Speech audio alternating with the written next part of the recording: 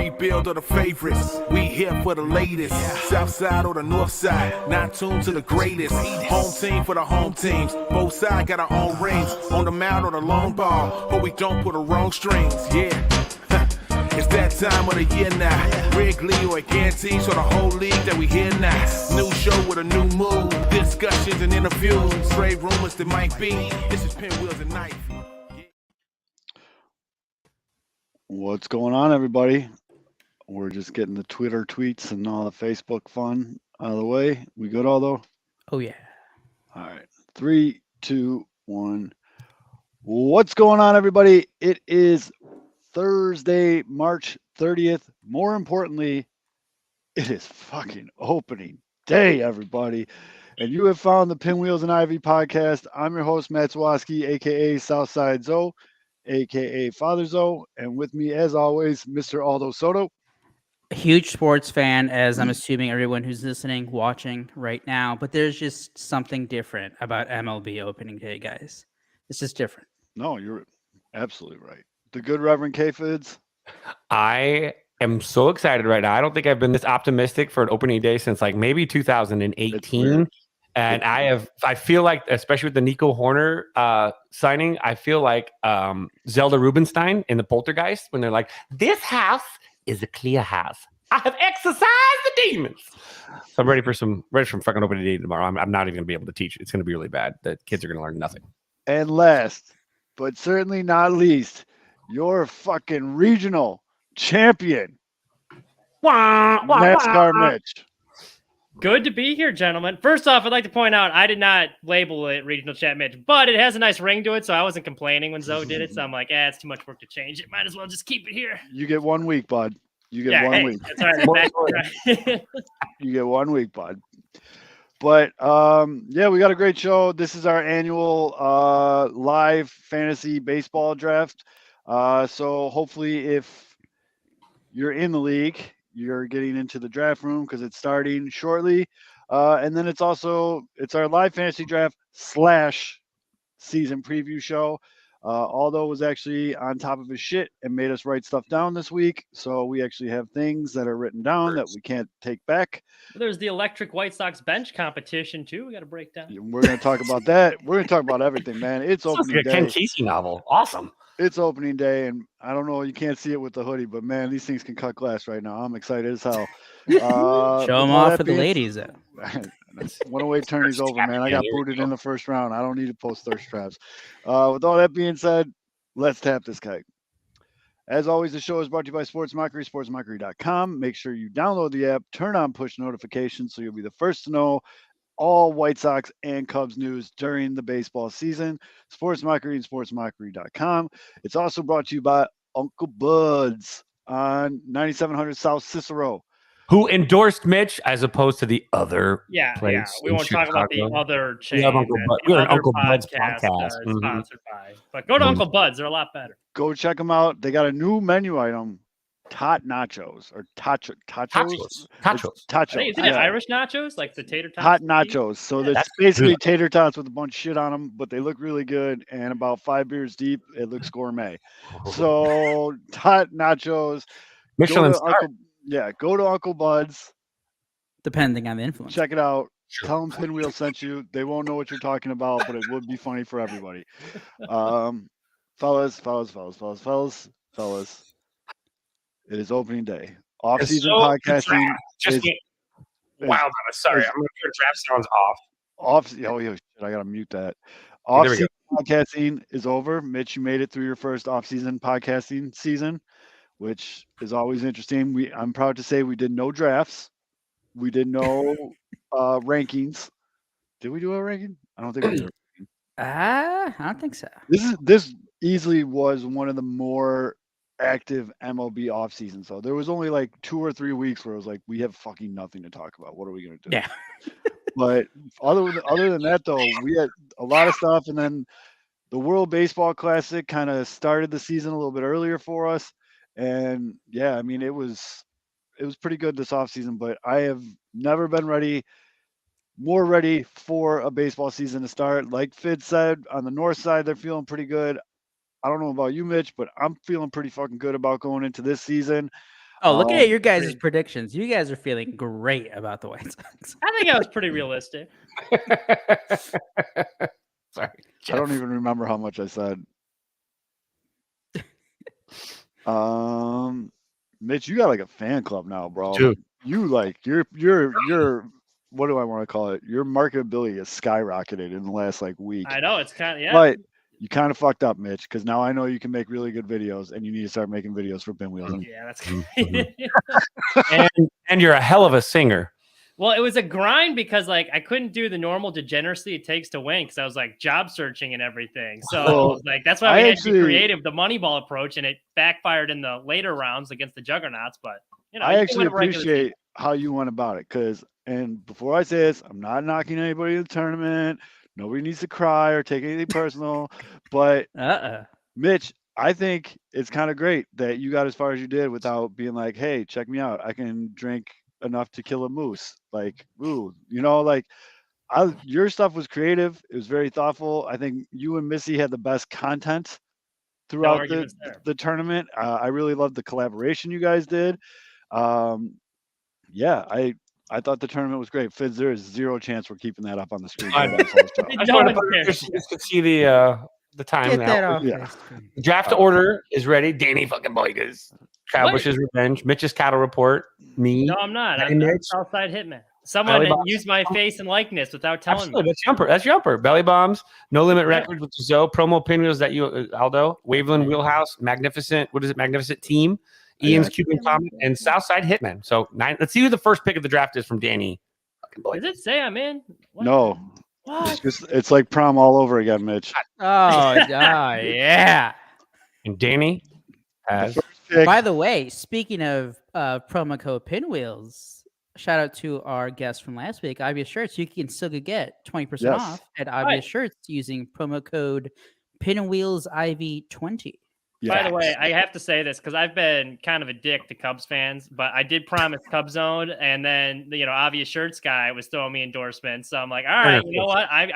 I told Cubs Zone the same thing. I'm like, all right, I'm going to be nicer to Cubs fans on the podcast because better be crosstown support. So they showed you some love. They did. So I got to return the favor here. I'm still on the Train CD bandwagon. Yeah, but I mean, so first pick was Trey Turner, second pitch was Aaron Judge. So nothing really. Is Shohei not a two-way player? No, it's Shohei batter, Shohei pitcher again. I would still take him pretty high. Julio Rodriguez, Mitch's Cattle Report. You're fired. No, I'm not. I'm a Southside Hitman. Yumper's name is Mitch's Cattle Report. I went with Freddie Freeman. I hope I don't jinx him like I did Bellinger in 2020. Oh boy. Shit. But so let's start. The first thing I want to talk about though is I know. Oh, I'm up. Ooh, it's a lady. There we go. Live in the draft room. Zoe, who are you taking? I'm gonna take a little guy that goes by the name of Michael fucking Trout. Oh, wow. Trout goes 7th, by the way, with Turner, Judge, Rodriguez, Freeman, Acuna, Ramirez, Trout, and Betts. I literally I just look at the screen and saw Mike Trout. I'm like, not gonna not do that. Yeah. So I know there's a new CBA and there was, the lockout and some things, but it seems like now more than ever, what was it called when they would tamper with people's tampering? No, colluding. No, when they would keep guys in the minor leagues because manipulation, the service time manipulation. Service time manipulation. Yep. Seems like that shit's over for the most part because if you're paying attention on Twitter, and I absolutely love these videos. But you had Jordan Walker in St. Louis, which, by the way, is he 8 foot tall? Because in that video, when he stood up to shake his coach's hands, either the coaches in St. Louis are small men or he is a massive human being. He's a big boy. I hope he has a similar career path as Jason Hayward. Oh, that's dirty. What are you talking about? I just said he's going to win a World Series. Okay. And give a great speech during a rain delay. Hopefully, it's not with the Cardinals. He goes to some other team like the Cubs. He hits absolute piss missiles. I mean, I've been avoiding it all spring. Yes, I'm fucking terrified. I know. I tagged you. I tagged both of you in one of the piss missiles he hit in spring training, and neither of you replied. And I was like, they're scared. No, I did. but you know what I replied though? Because I think he's like 6'6". He's a fucking monster. He's only 20 years old. I was like, the best I could muster up was, he's catching up to Kevin Alcantara. Because Kevin Alcantara is, he's tall and slender too. That's all I had. Yeah. That's all I had. Dude, he hits absolute fucking missiles. No, dude, he's a fucking beast. Missiles. He's 20 years old. 20 years He's old. going to be a problem for a long time. And then in New York, they got a new starting shortstop. No pressure, kid. You're getting tweets from Derek Jeter. What's his Velpe? Youngest player on the Yankees opening day roster since Derek Jeter. Yeah. Oh. Although you're about to get timed out. It's my pick. Yep. Oh, you're gonna end up getting a kicker. Oh, you got a kicker. No, What'd I pick? You took Otani. Fuck yeah. Oh man, that's how you GM, ladies and gentlemen. That is how you GM. Mookie Betts, Otani, 1-2. I'm nervous about this pick, but I'm gonna make it anyways. I'm gonna take Manny Machado. I'm nervous that he's gonna. I got paid, so I'm not gonna play anymore. But, you drafted Lieutenant Dan with his metal legs. Yep. No, that's what's his face in Cleveland. Oh no, Machado. I'm sorry, I think of what's his name in Minnesota. Sorry, I'm not taking that asshole. New York. I mean, no way. But yeah, so no way. I love that Otani just goes straight into the utility role. Yep. Did anybody draft Mike Judge? Just wondering. No, just you. Just Aaron. No, Mike. Okay, great. So you have Volpe starting at shortstop for the New York Yankees. That's wild. And then little hometown cooking. Oscar Colas got a video too. And It was a fantastic video. They didn't show him in the room getting told that he was making a team. They showed him leaving the room, and he was a little teary-eyed because, I mean, the kid's dream just came true. And he said that he went in the locker room, and he sat down next to Luis Robert. And Luis Robert just looks at him. He's like, "You make the team?" And he's like, "Yeah." And he gave him a big hug, and he sat down. And Luis Robert hits him on the shoulder. He goes, "Call your mom." He's like, oh yeah. And he grabs his phone and FaceTimes his mom. It's great, dude. And the mom goes crazy. It was an awesome video. But I love it. I love, you guys know that I'm a big rookie. I love the youth movement in baseball. I think it makes the league a lot more fun. I love seeing this service time manipulation kind of become a thing of a past. All three of the guys that I mentioned had amazing spring training. They've all earned their positions. They're not getting handed anything just because they were a top draft pick. One more local. Maybe he wasn't. I think he might be the same age as Colas, but for the Cubs, it wasn't that big of a deal because he was going to be on the roster probably no matter what. But he definitely earned it in spring training. Hayden Wesneski gets the nod. Wesneski gets the nod as the fifth, starting out the year as the fifth starter for the Cubs. But like Kevin, not a big deal. I've been saying it for the past 2 weeks. I think he might be the best pitcher on the team. He is the most upside for sure of anybody, and I think that you're going to see by the end of the season we're going to be really, really happy. I think, and not a big deal, but pretty sure we made shirts for both those guys, and they both. And if you're a fan of pro wrestling, the Wes Nasty one is a copy, basically, of the Nasty Boys tag team duo. Yeah, it's a great shirt. Got noticed by our new best friend at Obvious Shirts. He was a fan of it too. I feel like that's a pretty big justification. You made a good shirt. Yeah. When the guy who's built the T-shirt empire is like, "Yo, that's a dope shirt." He said it about the Colas shirt too. Yeah. So we were 2 for 2 there. So go us. But I love seeing it, and I mean, there's a lot of rookie of the year this year is going to be intense because you have a lot of good rookies in baseball. I was writing up all your guys' predictions and including mine though. The guy from the Orioles, Gunnar Henderson's just gonna be a fucking beast. You can't look at that guy. So first of all, if you just if you don't know his name, hold on. If you don't know his name and you just look at him, you're like, that dude is a fucking good baseball player. And then you see his name and you're like, if he's not an SEC quarterback, he must be good at baseball. I mean, or a front end and a metal hairband. Yeah, the guy's name is fucking Gunnar Henderson. He hits fucking piss missiles too. Baltimore's got something cooking over there, dude. I'll tell you that right now. Baltimore has something cooking over there. And I think they're going to be pretty fucking good. I'll say this too. His name kind of reminds me of the kid on the club ball team that's not really good, but his parents buy him all the equipment, and he's 11 years old, wearing shin guards, wrist guards, elbow guards. That's what it kind of reminds me of that too. And you know who they are if you've been around baseball. Those dudes that are like 11 years old. No, I know, yeah. Generate enough bat speed to break a window, and they're going to wear something on their shin to protect their shin from whatever. God knows. You got those kids in every sport, though. Oh, the kids that always have the gear, like basketball, they got the newest shoes and the sweatbands and all that shit. Yep. Hockey, they got the newest gear and they got like the tinted visor and all that bullshit. But no, I was leading in though, Aldo, because I want to do this like by prediction. So let's start with our rookie of the year predictions because we just talked about all the kids. Why don't we start with the NL? Start with the NL. Fitz, who did you have for your NL rookie of the year? I had Jordan Walker of the St. Louis Cardinals. I have this awful feeling that the three-headed monster in St. Louis is going to be him, Arenado, and Goldie. So I just feel like he's going to perform there. I don't know. It's like a Cardinal magic. It just seems to happen that way for those guys. So I'm vetting. My pick is really based on trauma, if you will. So that's fair. Mitch, who did you have? I also had Mr. Walker. Not based on trauma. Yeah, it seemed like a good choice. I don't know. With the rookies, it's kind of tough. But he had the best odds. What I read, I like. That's what I went with. Not a whole lot of science behind that one. I actually went with Corbin Carroll in Arizona, and I like him so much that I just fucking drafted him in our fantasy baseball league. And I wish he could get in the fucking. He is just. I'm still locked out. He is like a 5-tool player. It's your Bradley email, bro. I am using it. You just I got Tati. Motherfucker. I'm over.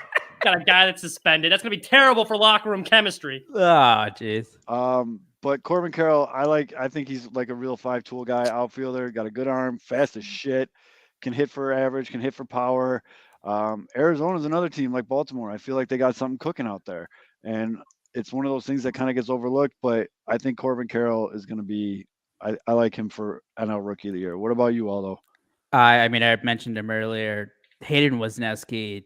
I know it's kind of tough for pitchers to win Rookie of the Year. I love it. But if he is as good, if he's like as good as I think he's going to be, he can. I mean, we saw with Spencer Strider last year with the Braves, where like they just come out of not out of nowhere, but like they just come up and dominate. And we saw it a little bit. I know it was a small sample size. I know it was September. You know, maybe some of the teams, some of the hitters on there are like in the minor leagues, probably. Right. But Hayden Wesneski had like a 2.18 ERA in 33 innings. Like he was fucking nasty. This guy is really, really smart, and I heard he has a very handsome cousin. You know, Corbin Carroll, he got like a triple against Wesneski in his last spring training start. That dude is fast. He's so fast. He's the Flash. He is the definition of that Seth Rogen gift from Superbad. He's the fastest kid alive. He's the fastest kid alive. He's so fast. Yeah, no, that guy. I really like that pick. I mean, the Jordan Walker. I think the Jordan Walker one. That because his odds, I was surprised that he was one of the two favorites with Carroll. Because Carroll's he already played in the big leagues last year a little with the Diamondbacks. He had a cup of coffee. Yeah, and I mean Walker's still 20. That could be a lot, and he's going straight from AA to the majors. But I mean, Cubs fans know about the fucking Cardinals devil magic. So who the hell knows? So we have two Walkers, a Wesneski, and a Corbin Carroll for NL Rookie of the Year, AL Rookie of the Year. Mitch, who you got? I don't know. I'm trying to log in. Aldo, who do I have?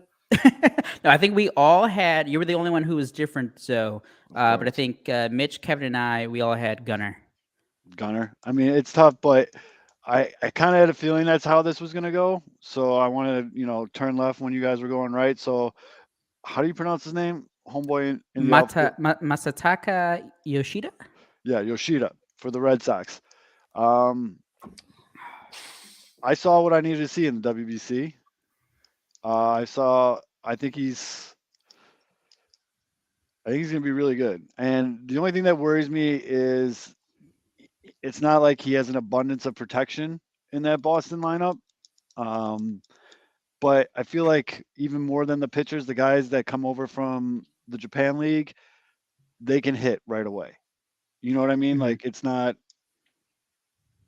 scary for them. Like it's just the how do I want to put it? The like conversion into Major League Baseball. It's Yeah. not like a kid coming from Cuba, or you know what I mean. Like this guy's been a pro for a while, and I feel like he can just come out of the gates fast and he can do some damage. And I liked his odds too, betting wise. The only thing that worries me, or not worries, but like, because like some of the other guys, like with Seiya, when he came over, like he had like a close to a 40 home run season.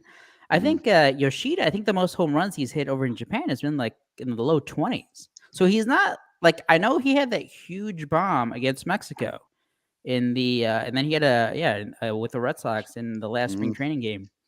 But I don't think it's a 1-for-1 as sure thing for Yoshida. But I mean, he got paid, so Boston believes in him. That's very true. So I mean, and I'm sure they know more about him than obviously me looking at some stats on a sheet. Yeah, but I don't know. I'm a big fan of him. Where should we go from here? Should we go to home run leader? I just drafted Shohei the pitcher now. So did I give my AL prediction? I didn't even give this rookie of the year, right? All three. Oh yeah, I said we all picked Gunnar. Oh, we all picked Gunnar. Okay. Yeah, except for me. I took Yoshida. But I don't know where you guys want to go from here with our. Let's go. We can stick with the awards, or we can go with like the league leaders. Let's stick with the awards. Let's go Cy Young. All right, Cy Young. So NL first. Big tech guy Mitch. Who did you have as your NL Cy Young? I went with Max Fried because the Ethan Katz connection. I feel like he's been on the cusp a couple of years now. He's always like in the running, and it's really good odds if like you're trying to bet on a guy you want a dark horse. I picked two guys that like for betting wise, like you're getting good value with them. So Max Fried, I think, is always there. DeGrom's out now of the National League, which I think will help him a bit. So that's what I'm going with. I think it's going to be the ace. I hope you're right because I drafted him in our league. Fids, who do you have as the NL Cy Young winner? I got Sandy Alcantara. He was dirty last year. He had that sub-1 whip. Back to back. I feel like, I mean, what can you do when a guy's just consistently good? I mean, can you win the Cy Young? It's a little bit of a hot take, but I feel like if someone can do it, that kind of performance will. Even though he might not have a lot of wins, he's going to have some dirty numbers. And just like you, Zoe, I hope so, because I drafted Sandy Alcantara. So. I believe I went with Corbin Burns, correct? You did. And you know why I went with Corbin Burns? It's because Corbin Burns is fucking pissed off. Okay. The Brewers pissed him off with arbitration. He's basically auditioning for every other team in the league this year. He's already nasty, and now he's going to be pissed off and nasty. So he'll be Corbin pissed Burns. He's going to be pissed nasty. Give me Corbin Burns and I'll Cy Young. I really liked Mitch's pick, especially with the value. He finished second last year, and he was like at plus 1,200, plus 1,500. So great value there from Mitch. I went with Max Scherzer. I don't know, getting Verlander in there, maybe some healthy competition. He's a psycho. Maybe stays. He's a psycho. He's a psycho. I mean, I don't know. No, maybe he is. I love how you threw that in there so nonchalant. Like, he's got a great slider. He's got a great slider. Yeah. Psychopath. Right. But yeah, like some healthy competition. Verlander coming in, big free agent deal. He won the Cy Young last year. He's like, hey, I might be old too, but I can still do this. I like Scherzer for NL Cy Young. Okay. AL Cy Young. What are you guys thinking?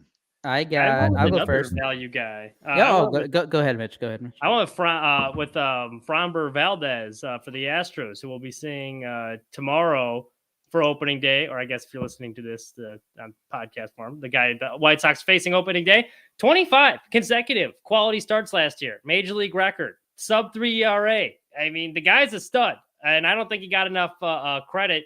He was first team all MLB though last year. Somehow Cease wasn't, but I think he's another guy. He's 12th in the betting odds to win Cy Young. If you want another really good value pick, Valdez is your guy. He looked pretty good in WBC too. Yeah.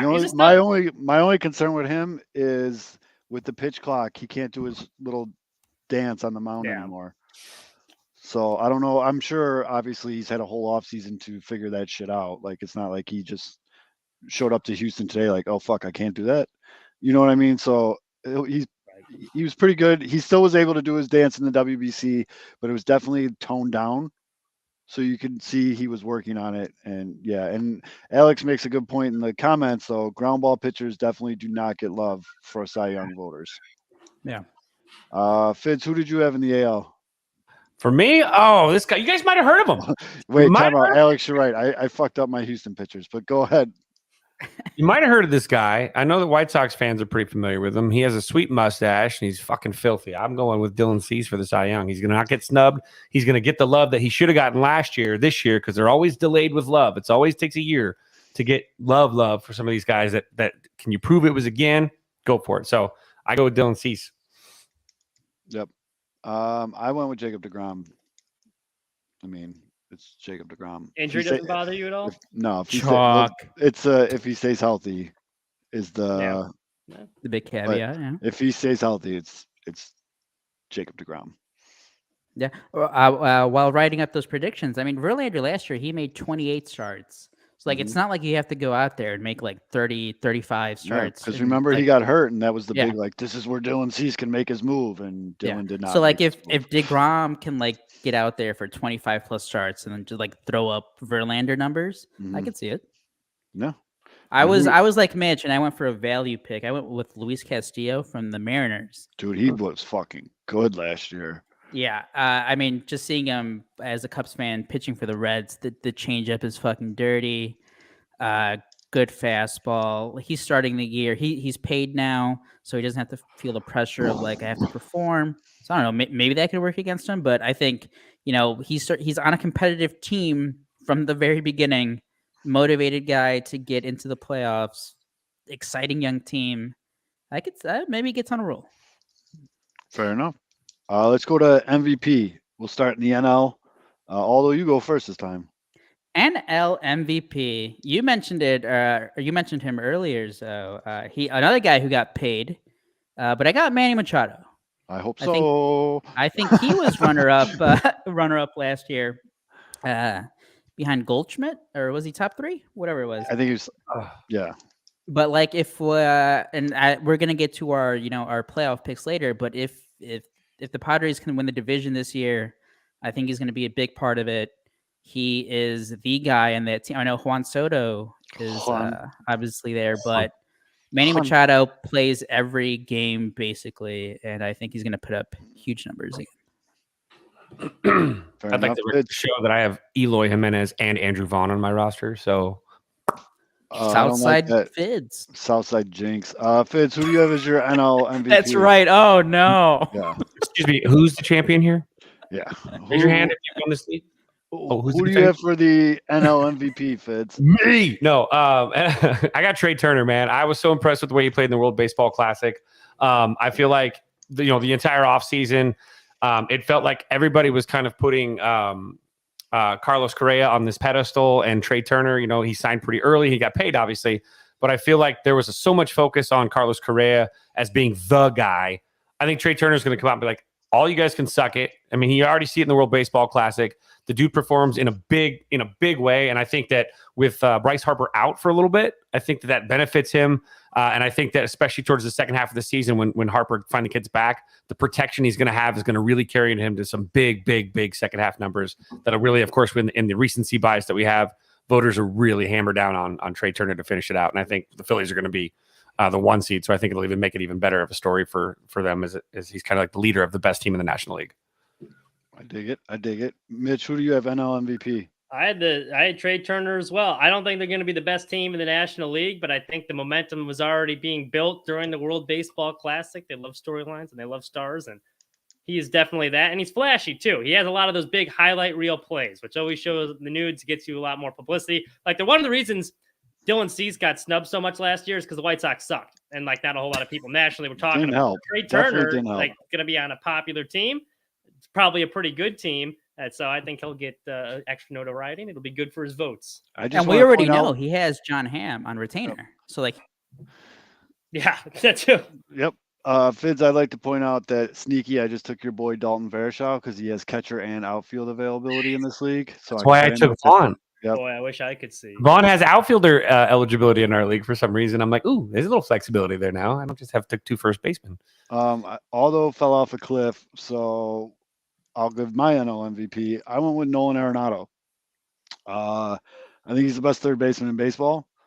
I think he's a platinum glove winner. The guy is a defensive menace, but I think this is the year he gets the bat going with the glove. That St. Louis lineup is pretty damn good. So, you can't really pitch around anybody. And yeah, I'm going with laptop battery died. All right, later, Aldo. I'm going with Nolan Arenado. I don't know who Aldo's pick was, so we will just go to the AL MVP. Fids, who did you have in the AL?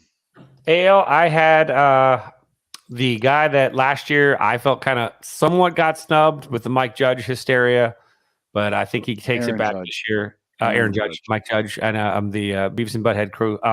But I feel like Shohei Ohtani is going to come out here and he's going to get that MVP this year. I feel like now Aaron Judge got his shit. He got it. Yay. High five. You hit a lot of home runs and then you disappear in the postseason against good pitching. So Shohei's going to be that guy. He's going to he earned it last year too, but I think this year he'll do the same thing. And now they'll be able to say, hey, this is pretty special 2 years in a row. And then he's going to make, $500 million in the offseason. So, yep. Mitch, how about you? Who'd you have in the AL? I also had, wow, look at that, Fids. I swear I didn't read yours before I picked mine. I also had Shohei Ohtani. I think it's too obvious. Right now he's the best baseball player on the planet. So I had Ohtani too for AL MVP. I feel like that one, it's okay that we all have the same guy just because it's fucking Ohtani. I wanted to get you with it, but like you can't overthink these things. And like the more I thought about it, it's like, why are we trying to overthink? Yeah, what are we what are we doing here? It's Ohtani. Still trying to stall for you all though, but apparently that's not helping. So let's go to our home run leaders. Hold on, let me get Zach Gallen real quick. For home run leaders, I'm going for NL. I have Juan Soto. Big bounce back year for Juan Soto this year, I think. Again, I like where he's going to be in a pretty good lineup in San Diego. I think a big bounce back year. Full year in San Diego, not worrying about being traded and contracts and all that bullshit. He's just too good of a player to not come back. So I'm going home run leader, Juan Soto. Mitch, who did you have? I had for NL we're doing NL, yeah. Kyle Schwarber was the guy I had. He hits bombs, You definitely cheated off of Fid's paper because I know Fid's has Kyle Schwarber too. Did you really? Well, my Cy Young ones were different, so think about that. Look, great minds think alike. Yep. Yeah. Just a great baseball mind over here. God. So we got two Schwarbers and a Juan Soto. What about AL home run leaders? Fids, you might as well go first so we know which one Mitch had too. Okay, so Mitch has for home run leader the guy that wrote Beavis and Butthead, Aaron Judge. No, I have Aaron Judge doing it again. There's just all these damn Goldilocks baseballs that end up in Yankee Stadium. He's just going to keep, knocking out the three bears constantly. So yeah, I don't think he gets the special treatment again this year. I think he got what they wanted. He got the attention and the big national story and all that shit, but I don't think they feed him the Goldilocks balls again this year. Yeah, but he's still like a monster. He is a monster. Close to 7 feet tall, playing in that Mickey Mouse ballpark. Like of course, he's gonna tally that short. I got that short porch definitely helps the cause a lot. But I really wanted to go Eloy. I wanted to, but it was another one. Like, don't overthink it. It's Aaron Judge. I went with Vladdy Jr. because I didn't want to pick Aaron Judge, and Vladdy Jr. hits fucking nukes, and I'm a big fan of him, so I went with Vladdy Jr. Another guy, dude. Toronto's lineup is sick. Yeah, and I know we're gonna get to it, but I have Toronto winning the AL East. Like Toronto's lineup is fucking gross, top to bottom. So I really like Vladdy in that spot. Although, dude, where are you, bro? Didn't like a Charger? Yeah. And then the last thing we had for awards was strikeout leaders. So again, starting in the NL, I'll go first this time. I had him as my Cy Young, and I have him as my strikeout leader. I'm going pissed off Corbin Burns. That's fair. I'm in agreement with you. I got Corbin Burns as well. I feel like he's also Are you serious, Mitch? I swear to God. I swear I didn't look. I also had Corbin Burnes. No, Mitch. Don't blame yourself. Don't blame yourself. It's the right pick. I like it. Hey, I feel a little validated, to be honest, that Mitchie the Kid, the Cinderella of the 108 tournament, and I are on the same page with a lot of these. So Aldo, how come you didn't tell us that Mitch and Fitz turned in the exact same paper? Okay, What are you guys on? Because you're way behind. Funny you say that, Zoe, because some picks later. I want to know who copied who. No, they're just right. Remember, mine was first. I turned mine in first. Mine was posted first. That's true. Kevin did everything send in his... immediately. Wait, I just what did I miss? a What long did I miss? paragraph about Dansby Swanson, so I didn't read it. Real quick, Aldo. Give me your MVPs and your home run leaders. I mean, we all picked Shohei Ohtani. Yes. I wrote about it. It's basically who's going to come in second place. Right. It's Shohei's year. That dude's going to get paid like $500 million next year or something. And then for what was it? What was after him? Or after AL MVP? Who's your NL MVP? Machado. It was Machado. Okay. And then who's your home run leaders? Start NL. NL. I mean Schwarber. Okay, so we have 3 Schwarbers and a Juan Soto. And then who's your AL? AL home run leaders. Who did hold on, let me make a pick here. Why is everyone injured? Robbie Ray. All right. Shit, I forgot. Who did I pick? Oh, Trout. Oh, I like it. I think I picked Trout. Yeah. So we got these 2 picked Aaron Judge. I took Vlad Jr. and you went Trout. Yeah. And then last but not least, your NL strikeout leader. Hayden with no. I wish. Can you imagine? Who did I take? God damn it. Hold on. Let me look up the article. Seem to have a very strong conviction about that pick, Aldo. The NL strikeout ones I did not, because that could be such a.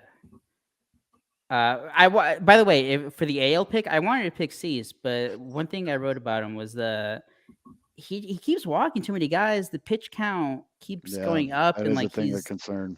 Yeah, and like he doesn't get in. Like I was all in on it last year. I bet him with you, Zoe. Yep.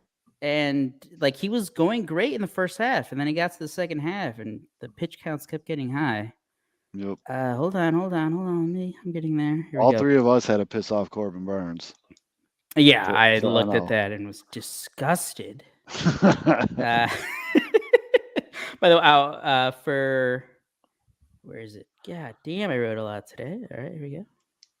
2003. Here we go. I picked Garrett Cole in the American League. And then, that's right. This is why I forgot him, because, I mean, he's not that big of a name, kind of a dark horse. Aaron Nola from the Phillies. Okay. Somebody in the comments was showing Aaron Nola love when we were talking Cy Young. Yeah, Aaron Nola, contract year. He's going to get paid a lot of money after this year. If he's Aaron Nola, yeah. I like him to lead the NL.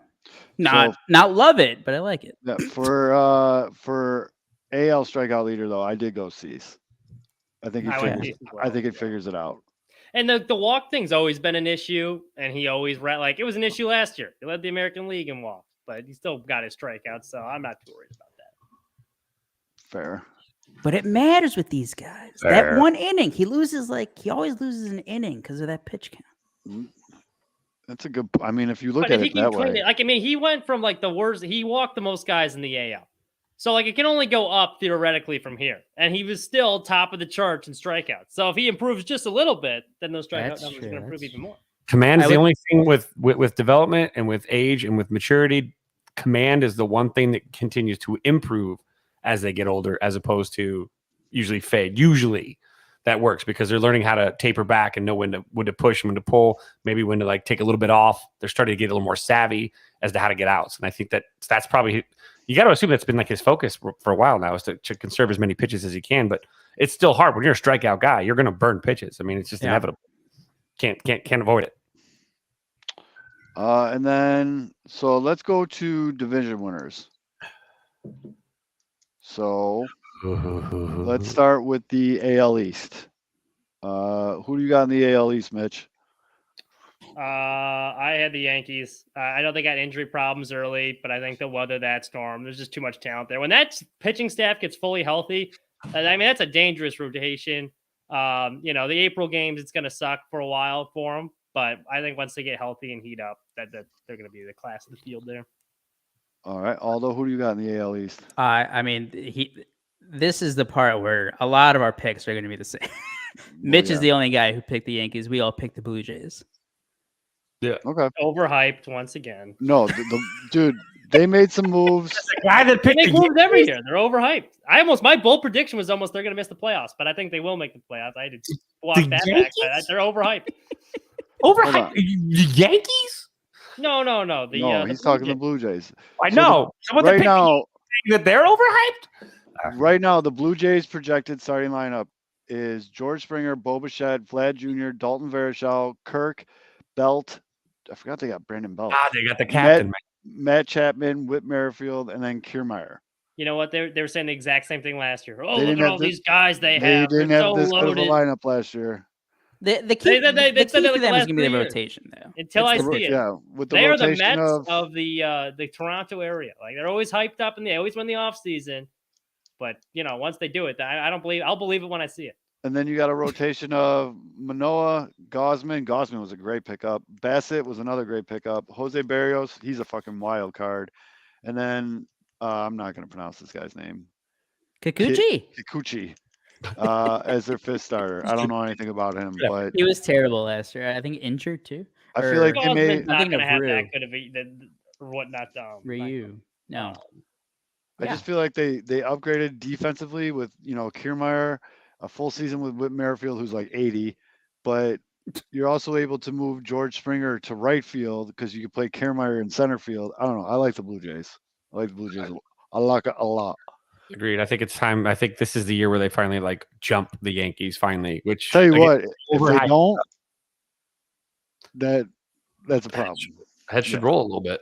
Yeah, That's, if they that's good. don't, And you got leadership with Whit Merrifield. I mean, you've got some really. I mean, you got young guys mixed with some vet guys. You've got, you got probably a pissed off mentality because they're tired of the Yankees. And sometimes that carrot to chase is all a team needs. As long as you don't get caught, staring at the pinstripes, which is a Yankee staple when you're going up against the Yankees, is getting caught with those pinstripes. Little brother syndrome. The moment's going to be too big for him in September. you got to earn those pinstripes. They're going to play leapfrog, just like in Birdcage. All right, let's go AL Central. We'll do the AL across the country first, and then we'll come back with the NL. So AL Central. Do we all have the White Sox? We all picked the White Sox. Okay. Damn right. White Sox. God dang it, Mitch, copy me again. Oh, I don't know. I just really feel like it's again their division to lose. I've said it a bunch of times to other people. I think I've said it on the show a couple times. So many players on this team had a down year last year. Mm-hmm. Like they're to the point where there's only one way to go. It's almost Exactly. Yeah. Further down. But I just, I mean, we can go position by position, and I could argue for all of them. But Absolutely. I feel like this is lining up to be what should be a good year for the White Sox. Not knock on wood, but someone did point out, hey, no one's had multi-month injuries out of spring training. There is still we're recording Wednesday night, but knock on wood, there's no. Yeah, unless someone hurts himself in the hotel tonight. It could happen. Yeah, I'm not ruling anything out. But Eloy Jimenez has broken a finger opening the elevator door. God damn it! I wish I could say I'd be surprised. Hawk didn't pick the White Hawk. I saw that interview with Hawk and AJ. I feel like AJ was sitting next to him and sitting so close to him because underneath the table he was secretly holding him up. I only saw the clips that they put on Twitter. Yeah, I mean, Came across a little salty, and he came across very salty, and some of them were really. Yeah, Alberto's okay. He didn't break his hand; it just looked bad. Some of the comments he made were okay. I mean, I mean, when he told Jerry he should sell the team, I'm not going to argue, but I don't know. Some of it definitely came across as a scorned old man that just didn't give a shit anymore. You know, Did I see it wrong, or was he like I got retired? Yeah. Like, he said he goes, I didn't retire, I got retired. yeah. And Yeah. big weekend at Birdie I will vibes. put you to sleep. You're in my world, Grandpa. Yeah. And then let's finish it off with the AL West. The AL West was a tough one for me because I really wanted to go Mariners, but Mitch, like you said, you can't. I didn't want to be cute, so it's Houston's division to lose. Even though I really like the Mariners this year.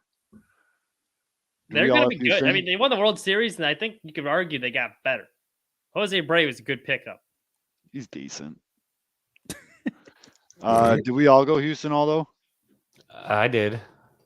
I mean, Kevin and Zoe, both of you have the exact same 6 playoff teams. Me and Zoe right here now. Oh, yeah. Now look who's copying. Now look. Yeah. I need to just put a trapper keeper up on my desk to make sure that you guys aren't looking that is the pot calling the So to be fair, all 4 of us do have the exact same 3 division winners. Mm-hmm. But Kevin and Zoe have the exact same 3 division winners and the exact same 3 wildcard teams. Because they're right. I mean, yeah. Sorry, my home run leader wasn't right. Nope. Nope. Because I had different ones than all of you. But so we all went Houston AL West, NL West. Did everybody go Padres? No. Yes, I went Padres. Mitch went Dodgers. Dodgers. He was the only one that was different. I don't buy. You know what? The Dodgers. What's the same thing? Like they've been there before. I don't know. It's hard to bet against Freddie Freeman and Mookie Betts. They got a lot of guys that have been there before. Once again, I know there's injuries, but that farm system's loaded. I think it's like the Padres. It's until I see they can do it. Like I mean, they've been like we've been saying the same thing about them for the last 3 years. They're stacked and they can never beat the Dodgers. So until they lose, that division runs through LA. Didn't they beat the Dodgers in the playoffs this year? That's neither here nor there. I mean, do you remember? They lost the glue that held that clubhouse together. Mike Clevenger. You remember when the Cubs beat the Cardinals in the NLDS back in 2015? That was the monkey off the Cubs' back, and then it was nothing for the Cardinals for a couple of seasons. I think that's what the Padres are going to do. I think the Padres got the monkey off the back. Glue and Mike Clevenger. It's going to fall apart. Yeah, that loss of Clevenger is really going to sting. It's probably going to every time I see that guy, I just want to do the Price is Right guy from when he's in Happy Gilmore. And he just walks away and throws the club and goes, "This guy sucks." I mean, my robot pick though, Fernando Tatis Jr. He's gonna have a big year. I think. By the way, just to let everybody know, Mitch could not log in apparently with his Bradley email. I've tried like 4 different ways. They've locked me out. They're sticking it. They locked you out. You're using their server data. And then, well, I mean, the other thing that we haven't talked about with the Padres is they did add Xavier Bogaerts. Xander. Xavier, you knew like Aaron Judge. He was so good, you know how to pronounce his name correctly. He's overrated, clearly. Bogaerts. So that's a solid pickup.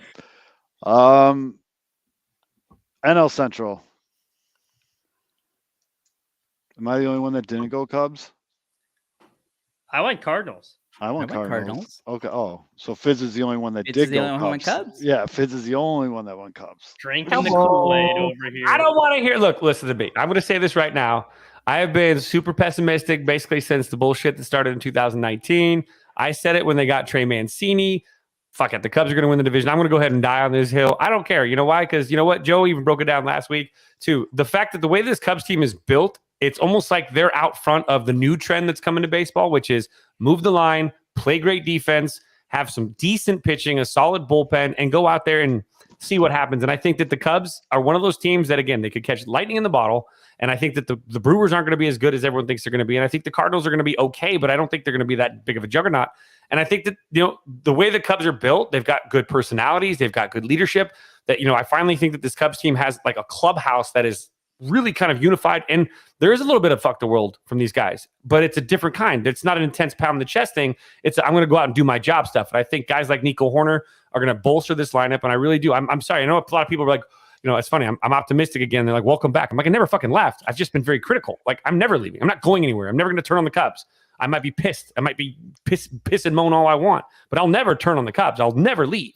And this is the moment like where I'm like finally feel like for the first time since all the bullshit that the Cubs have a legitimate chance to at least win the NL Central. I'm not thinking World Series, but I do think that this team has the potential to go out there and maybe rock an 85, 86 win season with a little bit of luck on their side, couple good hops, couple breaks their way, and just sneak in. And I think it makes sense for a good narrative. And I don't know. I think Make sure you clip that from when they trade Bellinger in July. Mancini, man, they trade right, Mancini. and then you can play the the opening day fever.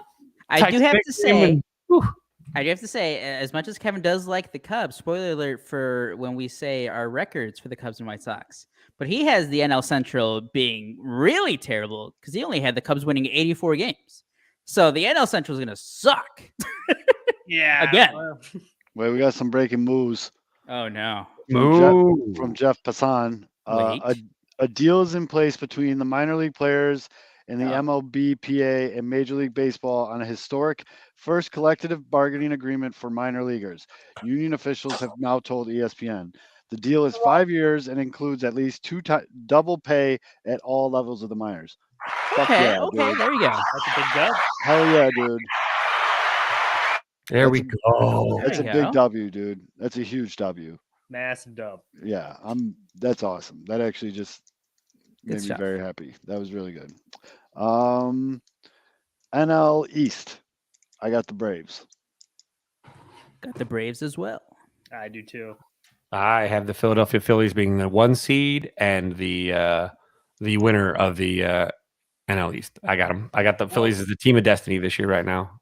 No, you know what? I had the Mets. Ugh. That's right. You had the Mets. I was drinking the Kool-Aid. That's another one I should have went with the Braves because it would fit my theme. Until they do it. Yeah, no, that would be a little hypocritical. I mean, I guess I did write it down and you wrote it in there, so I'll stick with the Mets. But yeah, probably should have went Braves. Well, that was before the. Well, no, it was after the Quintana injury. Well, after. I mean, they're loaded with talent. I mean, I don't think a Quintana injury is like the make or break for the Mets. I was trying to give Mitch an out. I know, but I think they'll be good. It's going to be a tough division race. I do have the Braves. I have 3 teams making the playoffs in that division. So, but we'll have the Mets winning it. And the then, Braves, like if you look at the Braves lineup, it's a fucking joke. Oh, and they had all the players that they already had. Oh, and then they added like one of the best catchers in Sean Murphy. Cool. Yeah, cool. I forgot the Braves got Sean Murphy. Fuck, dude. Sean Murphy's fucking good, dude. Is he drafted? Yeah, shit. I was gonna say, I hope so. I mean, if not, so thanks for the warning. Since I pick ahead of you, I might just go ahead and shit. I don't know. I like my catcher pick. I want Dalton Varsho because he's got outfield availability too. Oh yeah, that's key. And then what? There's 4 wild cards. 3 wild cards. 3 wild cards. 3 wild cards. So Dodgers, Mets, and Phillies. Yep, and then I had the Padres, Phillies, and Braves. And then I don't have the Cubs winning the division, but I did pick the Mets, Dodgers, and Cubs as the 3 wildcard teams in the National Do you have the Phillies not making the playoffs? I have the Phillies missing out. I know everyone's riding the train on the Phillies, and I get it. Mm-hmm. They barely got in last year.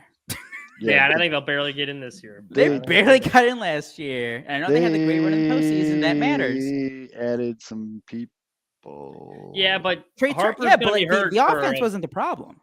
That's true. The offense, they have plenty of offense. I love Joe Aaron Exactly. Senile old man effect. How about you, Fitz? Who's your NL wild card teams? My NL wildcard teams are the Cardinals. I still think that they'll be there at the end. I have the Dodgers because they're going to finish behind the Padres in the standings, and then I have the the Braves. Braves, yeah, Braves. Fuck the Mets. Varsho.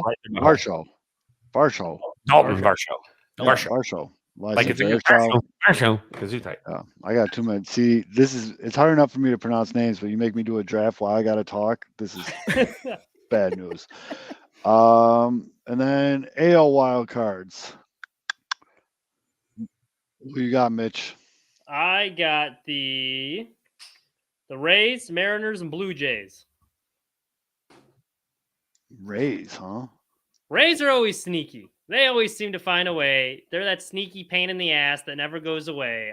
The Rays, I think, is going to be, hence why it's called the wild card. But I think they're going to sneak in. Mariners, I think, are going to be very good. I think they would probably win the AL Central because the Astros are in that division.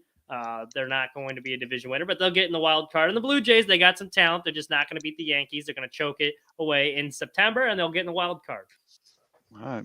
Although, who you got AL wild card? So I think I was the only one to pick this team, but I have the Yankees, the Mariners, and your Los Angeles Angels. I believe. Okay, so I was looking at the starting rotation. Like eventually something has. They have obviously Shohei Ohtani. Yeah, he's pretty good. He's not Patrick Sandoval. Also, he had like a sub-3 ERA last year. He was pretty good. Mm-hmm. They did pick up Tyler Anderson. He was overrated. He had a really good year in LA. He is not. That was a flash in the pan. Wait, didn't they get my boy too? The guy that I really wanted. Tell him you said that when he comes on our show. He was on the Padres last year. He was on the Reds and the Padres. Oh, damn. We went from wanting him to not even remember his name. Yeah. I know who you're talking about. I can't think of his fucking name. Fuck. Yeah, the infielder. He plays Dozier. like No, Dozier. not Dozier. What No. the fuck? He plays like every talking position. God Yeah. damn it. Hold on. Man, I think we all wanted him, and we can't remember his name. Speaking of which, while you think of it, Yupper brought it up in the chat. Did you read the thing? The Angels are the only team in the MLB that's not sending their radio team to like a game. They have to do it remotely still. Oh my god. Brandon Drury. Brandon Drury, there you go. So here's the Angels' projected starting lineup: Taylor Ward, Mike Trout, Ohtani, Anthony Rendon, Hunter Renfroe, Luis Rengifo, whatever. Brandon Drury. I forgot they had Gio Urshela. Yeah. And then some dude named Logan O'Hop. O'Hop. Ooh. All right, I'm starting to not like this as much. That's such a big span that it covers both Mitch and Aldo's face. Yep. Oof. That's not a bad lineup, I guess. It's all right. I mean, Mike Trout and Ohtani. But then, If Rendon can actually play, hey. When they picked him up, I thought that because he was like a sneaky guy. I was like, this guy's like coming around where I think he could challenge Arenado as the best third baseman in baseball. And then after the World Series, he has not been the same. and then their rotation on paper looks like Ohtani, Patrick Sandoval, Tyler Anderson, Reed Detmers, and Jose Suarez. No idea who Jose Suarez is. He was also good. 2 years ago, he wasn't that good last year, but this is the year, guys. All right, I hope so, bud. I really do. You know what? I really do. Oh, I'm next. Shit, who do I want? Damn, who do How's the I squad want? looking, Aldo? I like it. I'm a little I'm getting worried about my offense though. I like my starting rotation. Oh man, it is bare on offense. Yeah. Let's get some home runs. Let's get some home runs here with Walker from the Diamondbacks. There we go. I'm liking my pitching staff too. I got too many Mariners though. Fuck. So after we do wild cards, Cubs record. Oh wait, did I tell you Yankees, Seattle, and Minnesota? Oh yeah, you get. Oh, we did. We Yeah. did the AL wild cards. Yeah, Or you we guys started did- with Mitch, but you guys didn't say Okay. yours. Yeah, Yankees, Seattle. I put Minnesota. I Okay. changed that. Oh, did you though? No, I'm changing it. That's like when It's you're like printed. trying to It's move a few printed, words so it's too around. late. No, it's printed. That's fine. It's in the papers. I'll wear It's it. in the I'll wear papers. it. I'll wear it. But I really think Minnesota finishes third in That's the AL okay. Central. Cleveland's gonna finish second and get the wild card spot. Sipping my tea over here. I initially put Cleveland too when I started writing the predictions for that. Hmm And I'm like, I just don't know if I believe in the overall offense. I don't know. Like, I mean, obviously, White Sox fans, you guys saw it all last year, but like it was like a lot of singles, a lot of finding the Well, hole. yeah, and I guess the shift restrictions should and only they get added them better. Pop. That was like the big thing. Wasn't You it got just, Santana, Bell? And they got Josh Bell too. I always say Santana. They got Josh Bell, and then Zunino's got some pop. Zunino does have pop. Yep. Santana went to die in Pittsburgh. That's the second time I've said that. I've been meaning to say Josh Bell. I've said. But yeah, I think White Sox, Cleveland, Minnesota in this AL Central. I do think the AL Central, those top 3 teams are going to be separated. I think it's going to be very close. I do too, but once we get to the White Sox record, that's why I don't, because I had the White Sox win the division. That's why I didn't have a second AL Central team, because I think it's going to be a dogfight, and they're not going to be in So same reason, Mitch. I understand. Ian. Ian says in the comments, Buxton relegated to DH is crazy. I understand why people say it because he was an amazing defender, but is it worth him not playing? Because he gets hurt. Yeah, he hasn't played in 100 games. The Eloy effect. Yeah, except that he can defend. I mean, the man can hit. He's got pop. We've all seen it, and man's juice. It's kind of just he's backed him into a corner almost, where it's like we just rather you bat than not have you at all. So yeah, I don't know. It sucks. Don't have anything nice to hit. Don't hit at all. It absolutely sucks because amazing talent and injuries have derailed what could have been an amazing career. I mean, obviously the White Sox fan in me is like, okay, cool. I'm glad he didn't just shit all over us for years, but I hate seeing that shit because he could have been dude. He could have been so good, but it is what it is. All right, let's start with the Cubs record. So I think I was the highest on their win total. I have them at 85 and 77. All right, Fids. And this is where I feel like the Central Division is just going to be kind of like a fight, but like one of those divisions where you're kind of like the NFC East used to be for a while, where like a sub 500 team makes the playoffs. So I think the Cubs are going to go 84 and 78. That's my prediction. It's very optimistic too, because I have said in the past that I didn't know I wasn't sure this team was going to be a 77 win team. According to all your 84 wins the NL Central. Yeah. Mm-hmm. That's a major 2006 St. Louis Cardinals vibe. Mm-hmm. I'm talking about. I'm saying I feel like the NL Central is just overall going to have a mediocre record with the new scheduling system. They can't beat up. Oh no, Zoe.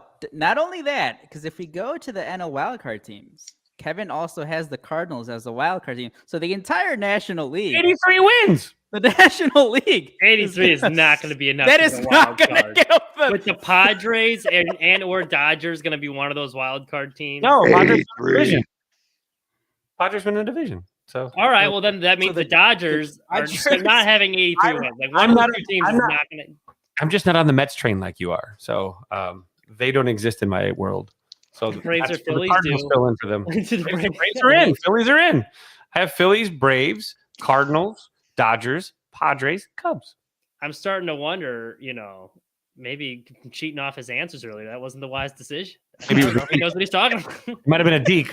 I'm just leading you down the primrose path. That actually was coincidence. That was just great minds think alike. I didn't actually. This did remind me. Great minds think alike. This did remind me, and I know that we're all going to have terrible picks. I think Kevin did pick Jose Barrios as his AL Cy Young last year. Jose Abreu? No, Jose Barrios.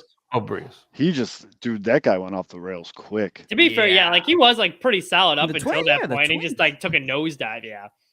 Yeah. For the Cubs, I have them at 80 and 82. Mm-hmm. I also have them at 80 and 82. And I think that's pretty fair. I mean, they remind me, I think they're going to be like the 2019 White Sox. They're like a year away from being serious contenders. They're building, the talent's there. It's going to take 1 year for them to like finally put it all together though. So they'll be a fun and frisky 80 and 82 team.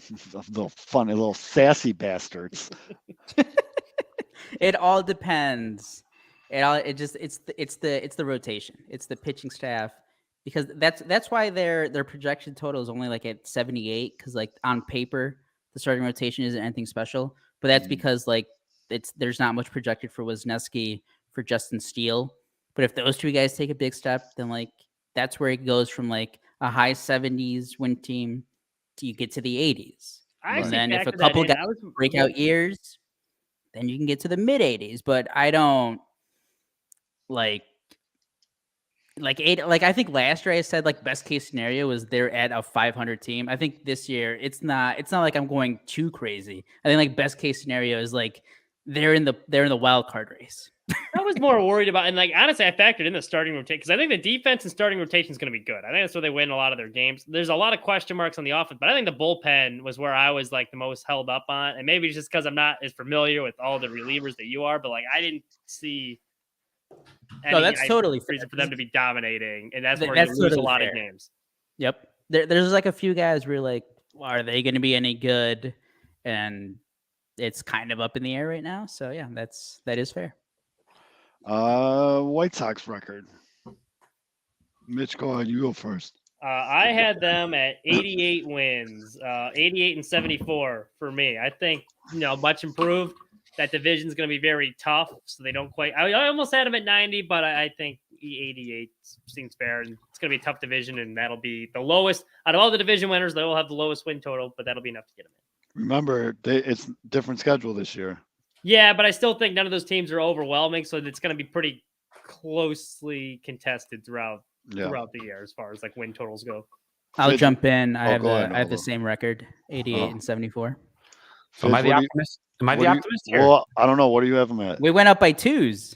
I got 92 and 70. I got it actually. Oh, you are the optimist because I have them at 90 and 72. I'm oozing optimism right now. I'm kid you not right now. I pretty much you could probably sell me. It's the best night to be a baseball fan because everybody's team is leading a division.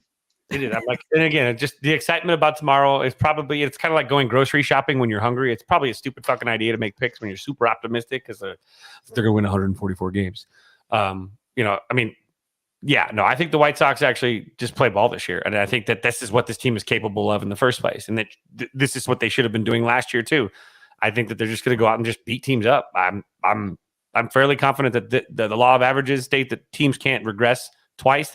Teams that come back hungry like this, new leadership, the pots. You know what though too?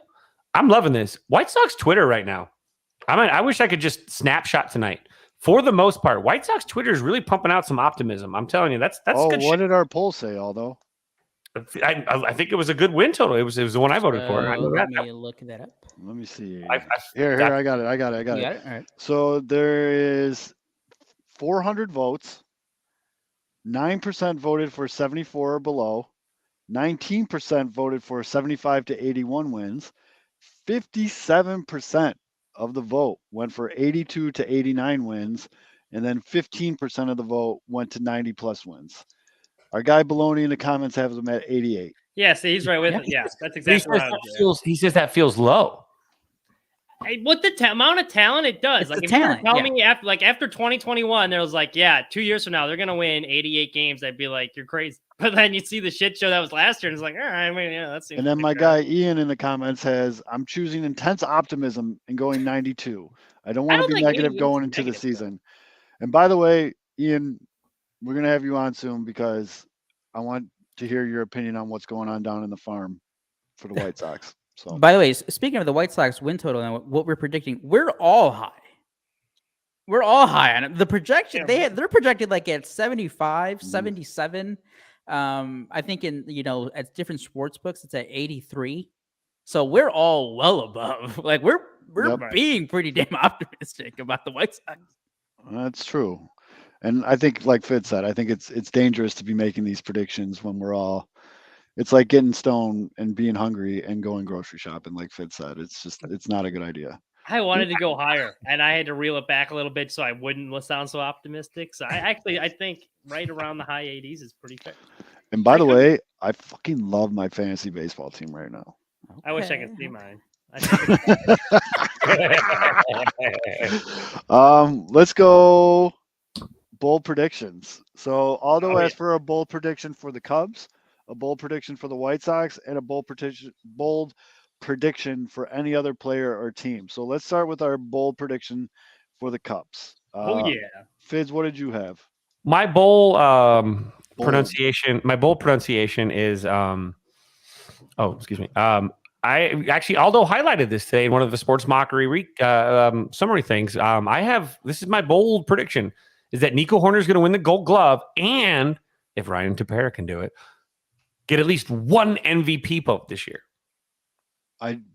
There's I can see it. No pushback from me on Nico winning a Gold Glove. The MVP vote is That's why it's a Okay. bold. I know. I get it. I get it. I get it. That's how exactly I reworded my thoughts on the. I like just wrote out a little blurb on all of your predictions, and I'm like, this is why it's a bold prediction. Like Kevin knew the assignment. I'm surprised you just didn't type this fucking guy. But hey, no. Gold Glove though, I definitely see Gold Glove. Oh, 100%. Yeah. 100%. The appreciation for Nico Hoerner, especially at second base. I feel like the league has been taking notice, and I think that his defense is only going to get better because he's going to be working with another elite defender in Dansby Swanson. Guys like that put in the work, and it's contagious. And the way that Swanson was talking about Nico Hoerner's work ethic today, I don't know if you saw that interview where he was talking about this guy makes me feel like I'm not working hard enough, which means he's going to raise the level of play from someone who's already the best defensive shortstop in baseball, probably. And Nico could very well be the best defensive second baseman in baseball. I'll tell you this, though. Whatever, shit on all you want. Javi Baez, if he was playing second base, would be the best defender at second base, but he's not, so fuck him. These are these guys, though. You got to see these guys play together, and I think that Nico Hoerner, I think that people are starting to pay attention finally. There's been so much Nico slander over the last couple of years. I mean, how many of these big Cub accounts were like, we're losing Javi, we're so screwed. And Nico's been better than Javi since Javi left. And, now they're jumping on the Nico bandwagon. Like I never doubted him. No, bullshit. You did. This is your pick. It's my pick. It is. And that's why I'm going to take Ryan McMahon of the Colorado Rockies because he plays both second and third base. And Mitch, I'm very curious. What is your bold prediction for the Cubs? Remember, all right. You said you're going to be nice. Look, everyone's going to say that is a part of like the meme from earlier, but like there's a method to it. I have Trey Mancini leads the Cubs in home runs. You want a bold prediction? That's what I'm going with. I think he had a bad year last year, still hit 18 homers. And part of that was because he was bad in Houston and they benched him for like the second half of the season.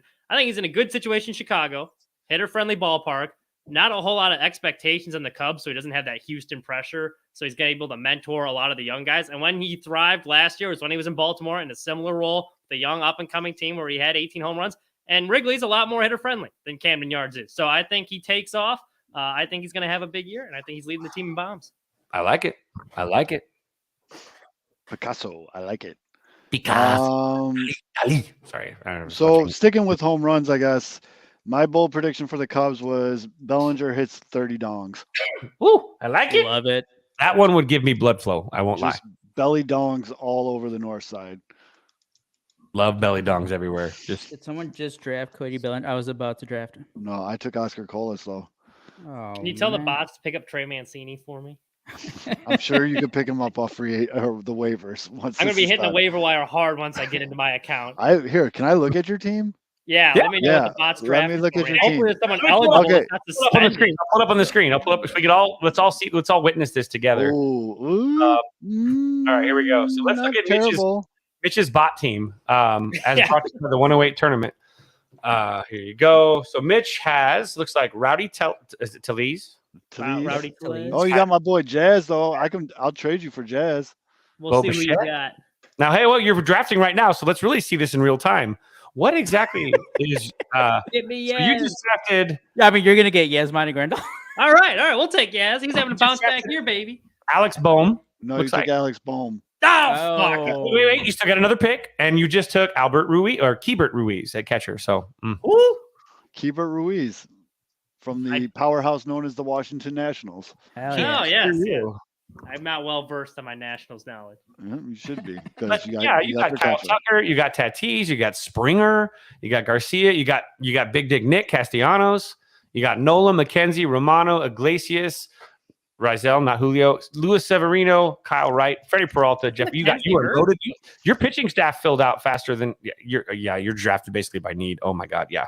So you got the best players for each position at that moment. That was unfilled on your roster, but now you're good. By the way, a call to everyone in our league: head over to the Pinwheel in the fantasy league. DM me for outfield trades. I need outfielders. I kind of blanked there. So we did, and this league this year to kind of at least somewhat have some checks and balances. Although it's your pick right now, draft an outfielder. I mean, I was trying to get Bellinger last round, but we do have a new rule in the league too that transactions. There is a waiver wire system if there are multiple people going for players, which means you have to bet money, and then you only I think it's $100. Hey, waiver Mitch, budget. I just drafted Grandal. I'll trade you Grandal for Jazz Chisholm straight Yeah, I off. don't think so, pal. Don't you don't believe he's gonna have a bounce Wow, back you're year? not a believer, You're not a Mitch? believer? I want the guy that's on the cover of MLB The Show. Once Grandal gets on the show, then You don't he's even all yours. play, bro. Did I you mean, even know I think ball? Grandal was probably on the cover of the Tribune and the Sun-Times sports section when he signed. Grandal was on on the the cover. cover. Surgery Weekly. Grandal was on the cover of Slowest Humans Alive monthly. Yeah. I was about to It say comes Olympic out once a year. Limited, but yeah, we'll do that one too.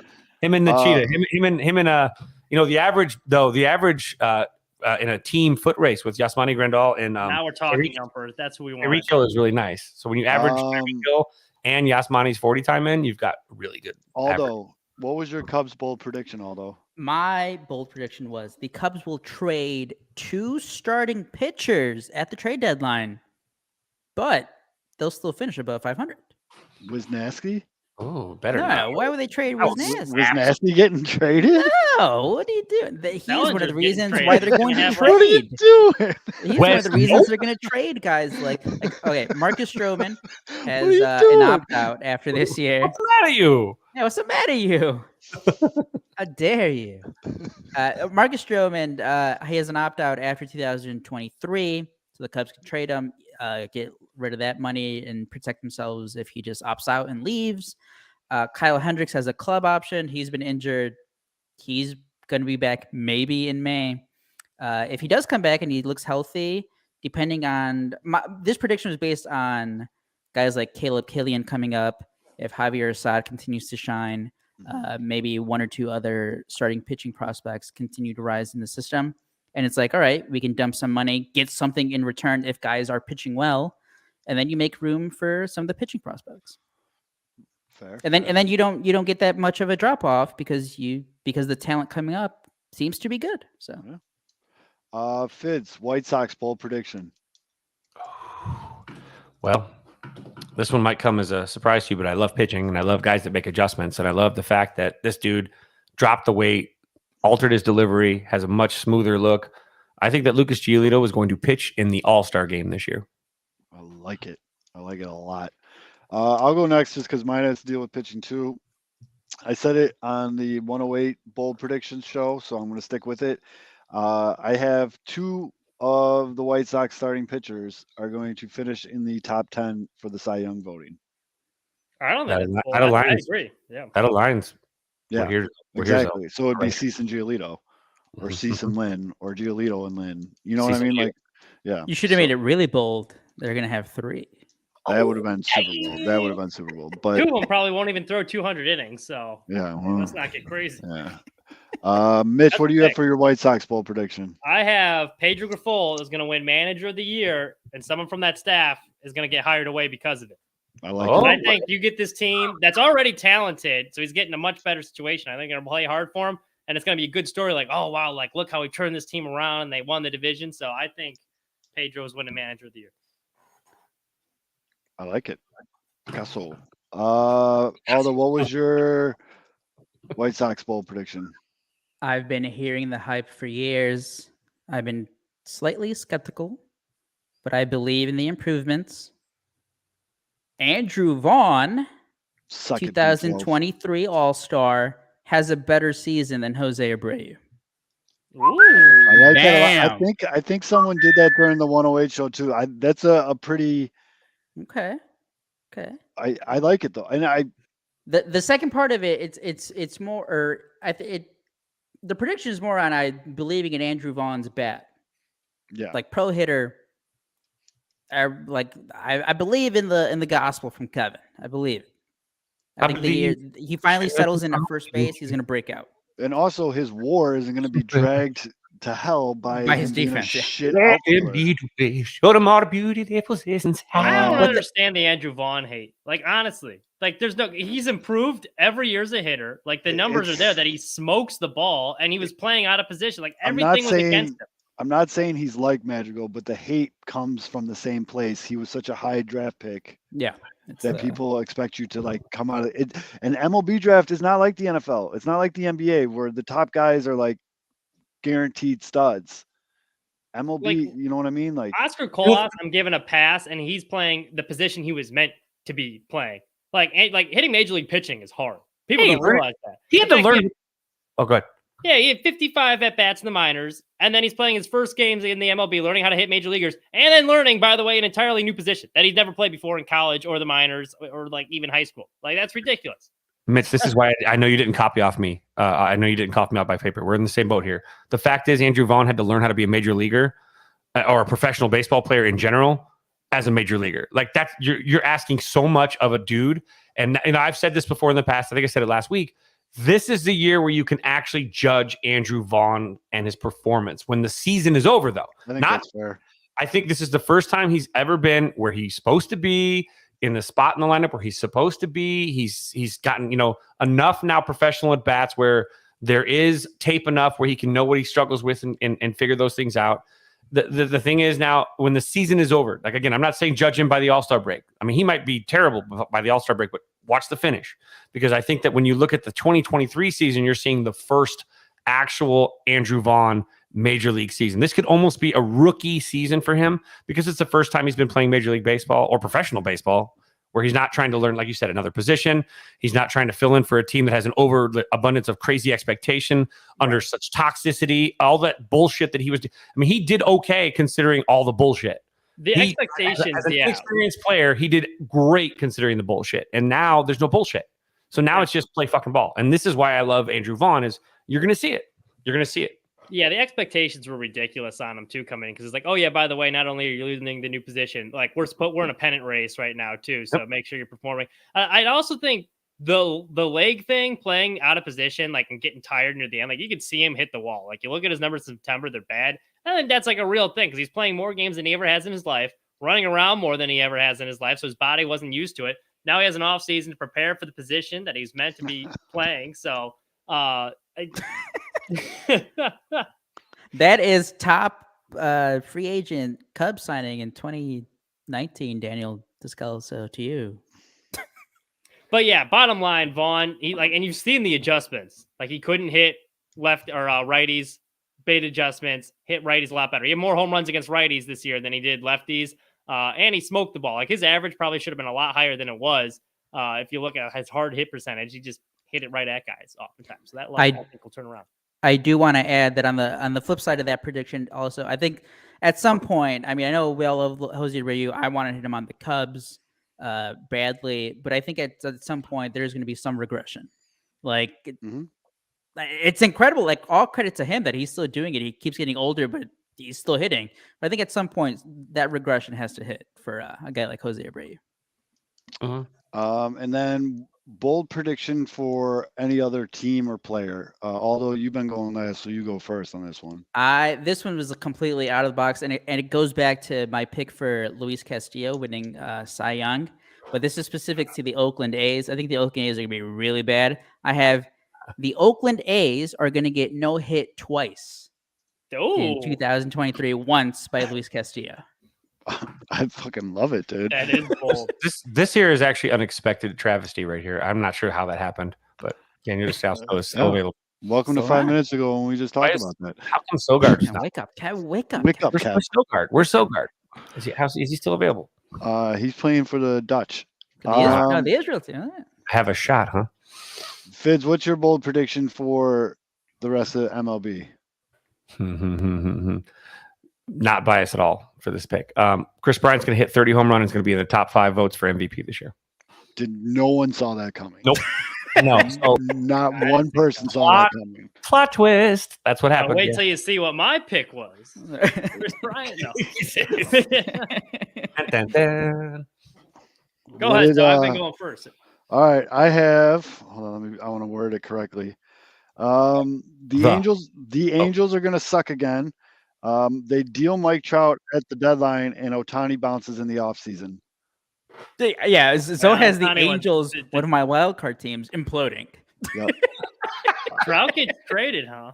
They just, someone takes on the contract, the Mets gets out of it, and they just get like, who else is going to afford that? That's why they're going to win the division. Basically, what happens is the Angels take a step back, and they're like, you know what, this just isn't going to fucking happen. Let's just start all over again. We can get basically a whole new farm system for Mike Trout. which includes the Cubs trading Ian Happ to the Angels and a couple of prospects for Mike Trout. I think it's going to take a little more than that, bud. Hap, But- PCA. Give him the trade proposal, Aldo. Let's go. Hap, PCA. Nico Hoerner. I mean, if you got to do it, The it's Iowa- nasty. The Cubs would have Organist. to trade Iowa. The entire the entire state. That still might not be enough just for the Mike team, Trout. the entire state of Iowa. Well, I to mean, the if Angels. the Angels, it looks like the Angels are just trying to dump money. They're not even sending their radio announcers to games. So maybe they're just like, yeah, we just want Mike Trout salary dump. I mean, mind you, this is the front office that has their general manager and an assistant with lockers in the player locker room. So let's not call them stable geniuses. We're not going to go that far. I'm kind of regretting my Angels wild card pick. kind of just. Yeah, I have them just completely Gotcha. just shitting the bed, dude. Sorry. It's all right. And then Right. what do you have, Mitch? Well, after hearing yours, mine doesn't seem quite as bold anymore. But Aldo was talking about how Jose Abreu is eventually going to regress, and I agree. But it's not going to be this year because he's hitting 30-plus bombs, and he's going to be an all-star. Also, that's almost as shocking as Fizz's Chris Bryant prediction. Hey, We get it. You like Jose Abreu. it's a professional We do. hitter. Do what we It's do. not even that I like him. He's just a stud. All right, and Playing then with lineup protection, and they're a family, so it's a comfortable You know- environment. You don't need long balls when you've got family. all right, Vin Diesel. Right. And we didn't write these down for you, although, but who wins it all? That's right. Yeah, I teased everyone who's reading along. We were gonna reveal our World Series picks. So I'll go. Uh-oh. Coming out of the NL, I'll go with Padres. I'm buying into the hype. That's probably gonna be dead wrong. They missed the playoffs probably now. But the Padres Are shitting bricks right now because against the Seattle Mariners. Oh. Ooh, Wow. I like Should it. we say World Series at the end and go through it, or should I just say it? Just say it. They finally do it. One of these teams is finally going to win a World Series. Let's go with your boy, Julio, World Series MVP, Mariners. Let's go. Oh, I like you threw the MVP in there too. I like it. I like it a lot. MLB will hate it because the ratings for that World Series would suck balls. Seattle Two versus West San Coast Diego. teams, zero chance I'm staying up to watch that shit. I'll watch the highlights the next day, but I ain't watching that shit. Fuck Oh man, I no. didn't even think about that. Yeah. MLB, they might actually Play the games at like 4 p.m. on the West Coast instead. Yeah. They're not going to just be shitty because it'll be like half daylight shit. Game's gonna be over, Kevin. We're gonna be at dinner. It's I know. fun. We're like, I still got a whole night ahead. Let's go see a movie. That's right. Fitz, The pitch clock. Games are gonna be over in 2 hours. Fitz, who do you got in the World Series? Who's winning the World Series and who's your MVP? For me, it might be apparent right now that I have the White Sox in the World Series because I'm going to be use this rag to wipe away the happy tears for you guys against the Phillies, who I think the Phillies are the National League team of destiny. And this is really the hard thing because I think that both teams in a Phillies White Sox World Series, you're going to get a lot of passionate baseball, dudes flying around, doing some crazy shit. And I think, especially at the end of the season with Bryce Harper back, you're going to have Tim Anderson, Bryce Harper, you're going to have Trey Turner, you're going to have, this White Sox team with their Elvis pitching staff and all that. I was going to say Yo Moncada, but you've just got a group in Eloy. You've got vibes for both of those teams, and I think it'll be a great World Series. And I think it comes down to a 7-game series because why not? Fuck it. I really haven't tried to decide this, but I'm gonna go with the White Sox over the Phillies in the World Series. Fuck it. Holy shit. The Cubs guy on the show is the only one that picks. Well, I don't know, Mitch. Who Well, you got? yeah, you don't know. Yeah, who you you don't. got? Well, I'm glad you asked. No, I have the White Sox getting their asses whipped in the ALDS. It's going to be a gentleman's sweep. They'll win the division, but I don't think they're going much farther than that. I have the Astros in the World Series playing the Braves, the wild card Braves, because I had the Mets winning the division, but the Braves are the better team. So they're going to the World Series. Ronald Acuna Jr. will be the MVP, and they win that in 6 games. Ooh. I'm gonna go. Being the Fantasy League champ again, and right. I'm gonna go. Blue Jays, Padres, Ooh. Toronto, San Diego. It's an all all the hype. guys that win the offseason. This It's isn't an the show. all hype World Series. All hype World Series. I I'm got gonna picked the Blue Jays go last year. Padres and Manny Machado MVP. Ooh, What? There you the have it. Padres, the Sox team that could have been. Yeah. Jesus Christ. You're not wrong either, though. Holy fuck. Yeah. Well, That's we what everyone got wants to hear. The White Sox electric bench decisions were made. No. a couple rounds left here. What do you guys want to talk about? I mean, we can talk about some of those final bench. I mean, Larry Garcia, guys. What? The dream is dead. Why am I dream is not dead. invited to the parade? I picked Pedro to be the manager of the year. Am I invited to the parade? This is bullshit. I love it. Pedro, I mean, it's not really a high bar in Chicago because I think La Russa did him a favor by driving that shit into the ground. So Pedro can look like the redeemer. Aldo, that's your pick. What's going? Who are you taking here, Aldo? Big decision. But I couldn't decide. It's fine. The pressure. Who did I even take? Shit. Oh shit! What? You got Adam Ottavino. Okay, solid reliever. I'll take it. I yeah. need relievers. Oh no, I'm sorry. You got Barry Ottavino, his cousin. Damn it. He works at the Cinnabon. Anybody want to trade? I'll trade you for someone. So, Mitch, how much did you Austin cry when you found out that Lurie wasn't making the team? I was very upset. No, actually, I mean, do we actually want to get in that? I do Yes. have thoughts on how they did that. So, Let like, it fly. I understand, like, as much as I like Liuri and like it made sense. They're showing that results matter. It's a new chapter. You're not getting the job done. You're gone. So that was fine with me. Andre Alberto was hitting great. He basically serves as a utility infielder. Yep. Where I had the issue was they don't have a true fourth outfielder.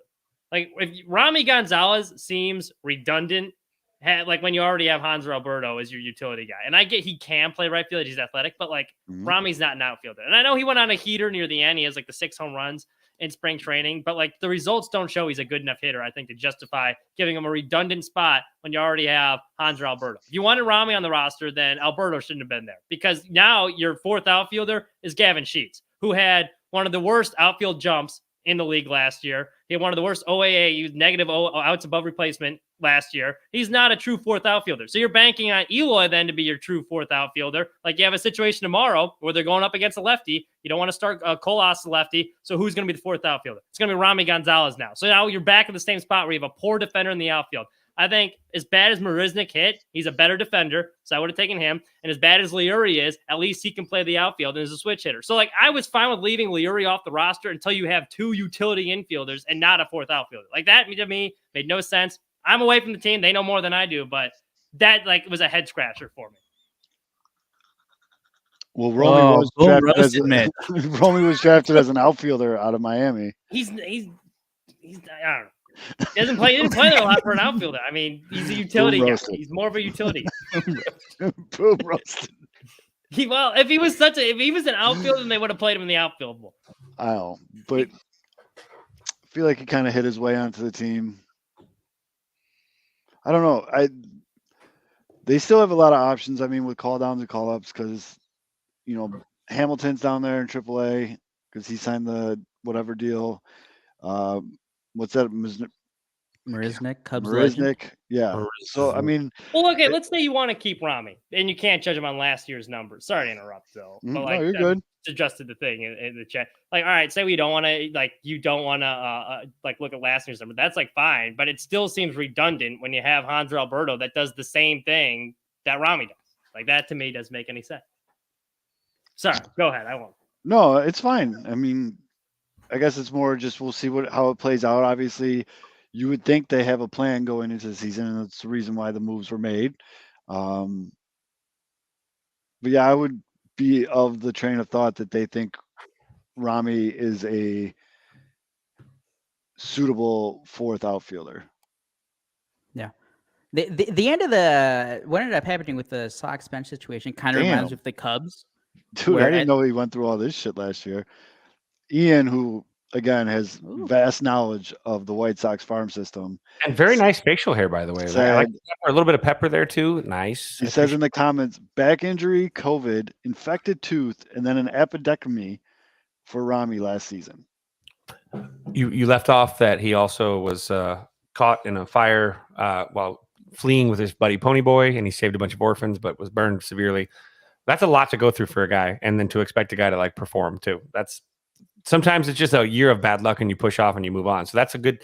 Maybe they see what they needed to see, and you know what? To be honest, too, with Larry, I think it might be an olive branch to the fans who have been pretty much. It feels like it's a pretty disproportionate no versus yes with Lurie. So I think that by pushing on and moving on with him instead, I think it is kind of like Han going, I hear you fans. At least this is my confession. This is like him like saying, so sorry here. Look, you're not even gonna have to worry about. You guys told me to take the pen away from Tony last year. I'm taking the pen away from everybody. Lurie's no longer going to be in the lineup. You guys can stop. You can pick. You can find somebody else to pick on now. And Lurie's going to go do whatever he does. You know, good for him. Hope you wish him the best, right? I mean, the dude never was a dick. He was always a class act through all this shit and hate.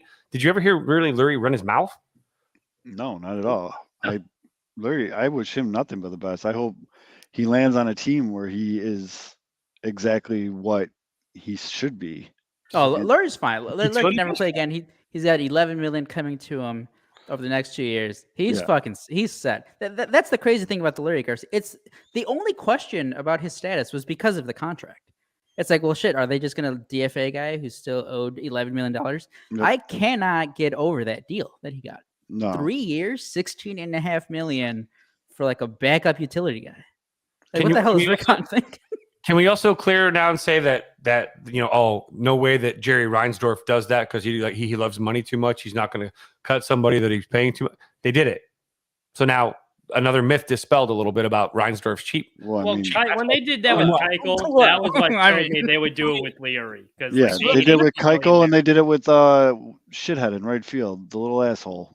Your boy, the original straw that stirred the drink. Yeah. It's true. I remember when they signed Eaton, I was so excited the day before because they traded for Lance Lynn, and then I see like the White Sox sign Adam Eaton. It was like good vibes gone. Yeah, you know how like on Facebook they show you your memories. Like the one that always pops up is like, hell yeah, they signed Lance Lynn, and then the next day it's like, what the fuck are the White Sox doing? Yeah.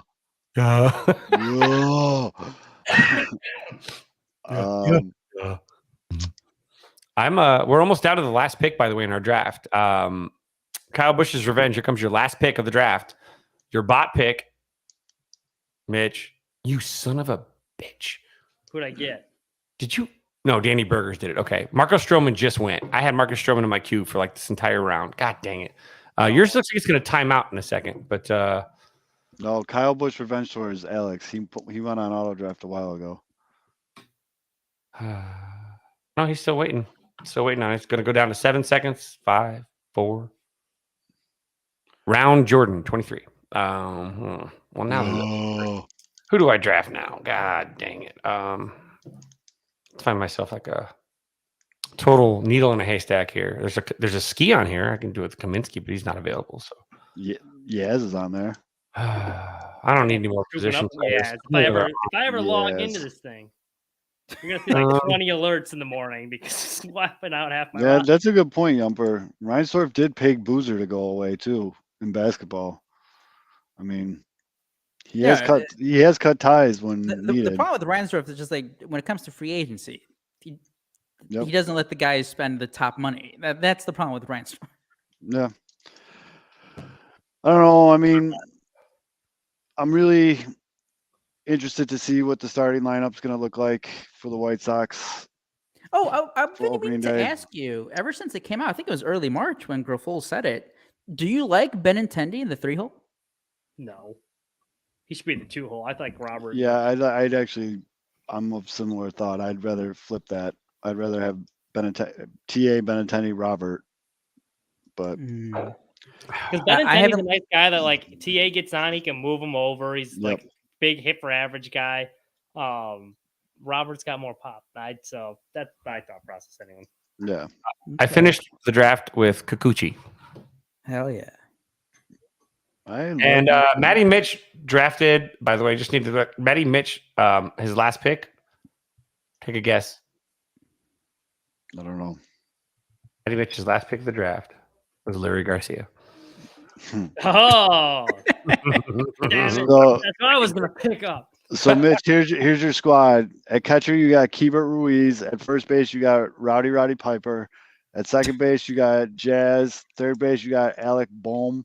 Shortstop, you got Bo Bichette. Your outfield is Kyle Tucker, Tatis Jr., and George Springer. That's a pretty solid outfield. Tatis The is one still suspended. Yeah, but He's still but suspended. Tatis has shortstop and outfield availability, so that's good. That's good. actually pretty. Your utility, Adolis Garcia, and you got Nick Castellanos. So there's your outfielder, one of those two while Tatis is out. And then your bench is Jorge Polanco, Ramon Laureano, and Charlie Blackmon. Oh no. Your pitching staff though is pretty. You got Aaron Nola and Tristan McKenzie. Jordan he Romano. hurt? Yep. I think Yep. McKenzie just got her. Yep. Jordan Romano, Rosel Iglesias, Got some good Luis closers. Servino, Kyle Oh, Wright. I think he got hurt, didn't he? Yeah, Kyle This Wright, team is ass. Freddie Peralta, some dude named Jeffrey Springs, Joe Ryan, and Brady Singer. Damn, that Severson sucks. Dominoes. I'm usually like pretty good at fantasy baseball too. This is a lost season. I was looking forward to this league. Couldn't No, even get you know into what the this is, draft. Mitch? You know what this is, Mitch? This is an opportunity for you to show your true GM skills. Yeah. Yeah, You gotta hit I that got waiver you. wire. Let's see you wheel and deal. Do your Let's best see you one. hit that waiver wire. I'm telling you right now, I'm probably showing my cards a little bit too much. I want Jazz Chisholm. All right, We so might be able to work something out there. Yep. let's go ahead. Let's go ahead and Log into review. that account. We're gonna go with Aldo's first here. Yeah, if you can ever access your team. Yeah. Yeah, I was gonna say We'll get that just gonna figured be out. stuck. It's We'll get so that weird. Like figured I out. signed up with it, it was good, and like since then I haven't been able to. Yeah, So this is Aldo's team, right? Yeah, it's tough for the people. So Aldo has Danny yeah. Johnson at catcher, CJ Crone at first, Mookie Betts at second, Alex Bregman at third, Estrada at short, Starling Marte, Oscar Gonzalez, and Michael Conforto in Outfield the is bad. outfield. A guy named, I think it's called Otani, Shohei. as your utility batter. He's gonna and be out. Gleyber Torres. Your bench is Christian Walker, Ty France, and Gurriel Jr. Your pitching staff, your starters are Sandy Alcantara and Shane McClanahan. Those are two good starters, though. Fuck. Oh yeah. Your two in your reliever slots, you have David Peterson and Adam Ottavino, and then your just pitcher slots, another that Otani guy again.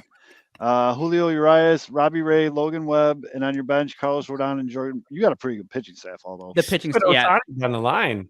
If anybody wants to trade for pitchers, the DMs are open. Yeah, you got a pretty. You have no bench players. I just have do no you? bench players. If or an outfielders. You need outfield and bench, but yeah. anybody wants Jordan Montgomery for an outfielder, hit me up. All right, Fids, reigning right. champion. Here's the defending champs team. Whoop, whoop, whoop, At whoop, catcher, he's got Cal Raleigh. Love him. Freddie Freeman at first, Ryan McMahon at second, Jordan Walker at third, Carlos Correa at short, Teoscar Hernandez, Eloy Jimenez, and Stephen Kwan in the outfield. A utility of Andrew Vaughn and JD Martinez. And his bench is, I have no idea, Esturi Ruiz Sturi. and Luis Renigfo. Drafted him just for you to pronounce them, by the way. Your pitchers, in your two starting slots, you have Max Scherzer and Nestor Cortez, who he's hurt, right? Yeah. Your two relievers, Alexis Diaz, Evan Phillips, and then your rest of your pitchers, Dylan Lee, Colin McHugh, Jose Leclerc, Alex Lange, and on your bench you have Diego Castillo, Jimmy Herget, and Close. Kikuchi. You'll notice the strategy. I am going to get 0 points on wins this year. I was gonna say, Kevin, you have like the all name team. 0 wins. I'm gonna get like 14 wins total, I think. But I was going for strikeouts and appearances, and like remember we changed the stats this year. We added like other things, So Other things. you know. What's your squad looking like, Zoe? All right. Here's So, no. No Limit Records has a catcher, Dalton Varsho. First base, Nathaniel Lowell. Second base, Luis Arias. Third base, Manny Machado. Shortstop, Dansby Swanson. An outfield of Mike Trout, Corbin Carroll, and Joey Menezes. solid team. So amazing. Utility, Alex Verdugo and Riley Green. And on my bench, Oscar Colas, Yasmani Grandel, John Berti, Nolan Gorman, and Mark Canna. I went more position players on bench because I didn't realize you could have pitchers on your bench. For pitching, I have Max Fried and Zach Gallen, Felix Bautista and Yohan Duran, Logan Gilbert, Paul Sewald, Grayson Rodriguez, and Gregory Soto.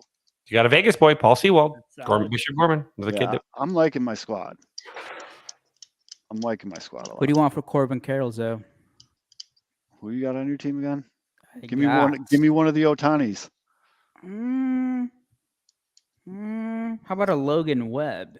You need Nope. pitching help. Nope. Hey, Julio Logan Webb hit Urias? bombs. He had a homer last year. Nope. Give me one of the Otanis and Corbin Carroll's all yours. You're getting a bud. discount Ohtani and Logan Webb. Yeah. He can hit. Oh, I guess it doesn't really matter now because pitchers can't hit anymore. How about Right. Logan Webb and Gleyber Torres? I don't know. We'll see. Does Yahoo give grades? Yeah, Like they we'll do- get one in Yeah. the email in a second. That's why if we hang on for like 5 minutes, we're gonna get those grades in our email. I think. I mean, My bot team gets lower than a C. I'm going to be pissed because it's literally Yahoo that drafted it. This is by the way why you should be watching the stream on YouTube. I'm just slowly scrolling through like a teleprompter, all the different teams. I'm looking at teams now.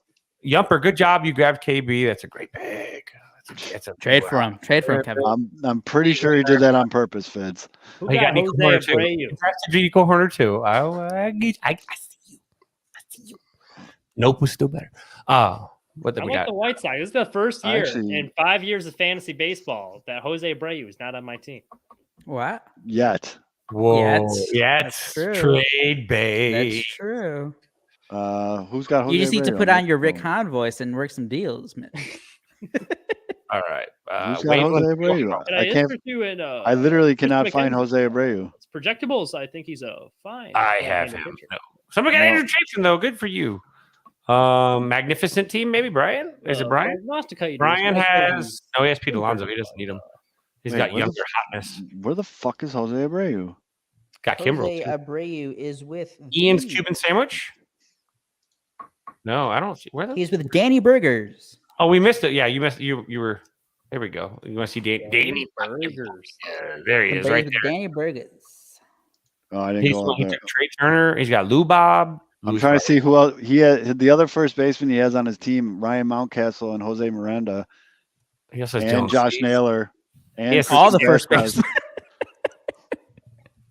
except for Freddie Freeman. He's got pretty solid pitching though. Mitch, I'm trying to figure out where you got an in here. His outfield's kind of cheeks. No, not really. Shh, what if he's listening? Hey, Mitch needs to figure out. there's Mitch no just needs to figure out how to get in. We just got to stay afloat, and then How are once we gonna other get teams get injuries, then that's when we'll start wheeling and dealing. I'll have to do administrative moves for Mitch because he can't log in. And Yeah. Kevin, pick up the. Hey, that's a good idea. I'm gonna pick him up myself. Oh, sorry, Mitch, I got him first. Wait, you Bradley, literally don't think there's deactivate any your way you're email. going to be able to access your team? I'm gonna have to look. It was just podcasting and trying. Like I tried like 6 different ways, and I was like, flustered. You didn't do a password reset. You should just done a password reset. But can you get into your Bradley email? We'll sit down and we'll hammer it out and find a way to get it. I don't know why. I have like the app and everything, and it worked when I signed up, and I kept signing in with the same email. And like I'd go to my teams, it wouldn't show up, and then I'd go to the league page, and it wouldn't give me access. It would show the league, but it wouldn't show my team. Yeah, it was so annoying.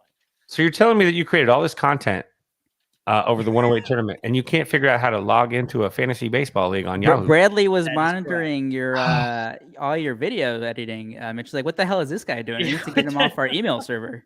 But do you think it's time since even though he can't log into the fantasy league, I think Mitch knows something about something that we don't. And I think that there was something that happened this weekend that Mitch wants to talk about that sounded pretty fucking crazy. Oh, that's a good idea. Let's do NASCAR Minute while we're waiting for Our grades. our grades. So, ladies and gentlemen, Hit the man's music. it's time for the NASCAR Minute with regional champ Mitch.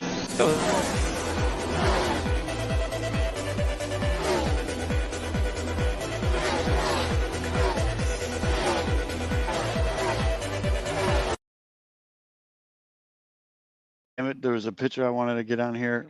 Go ahead, Mitch. Keep going. Well, I might be regional champ, Mitch, but NASCAR went worldwide this weekend. It was a huge race down in COTA, the Circuit of the Americas. But they brought in not one, but two Formula One champions. They had Kimi Räikkönen driving the 91 car from Trackhouse. He's the last driver to win a Formula One World Championship with Ferrari. And they also brought in Jenson Button, who's a Formula One commentator right now also a former world champion, teammate of Lewis Hamilton. You may know that name.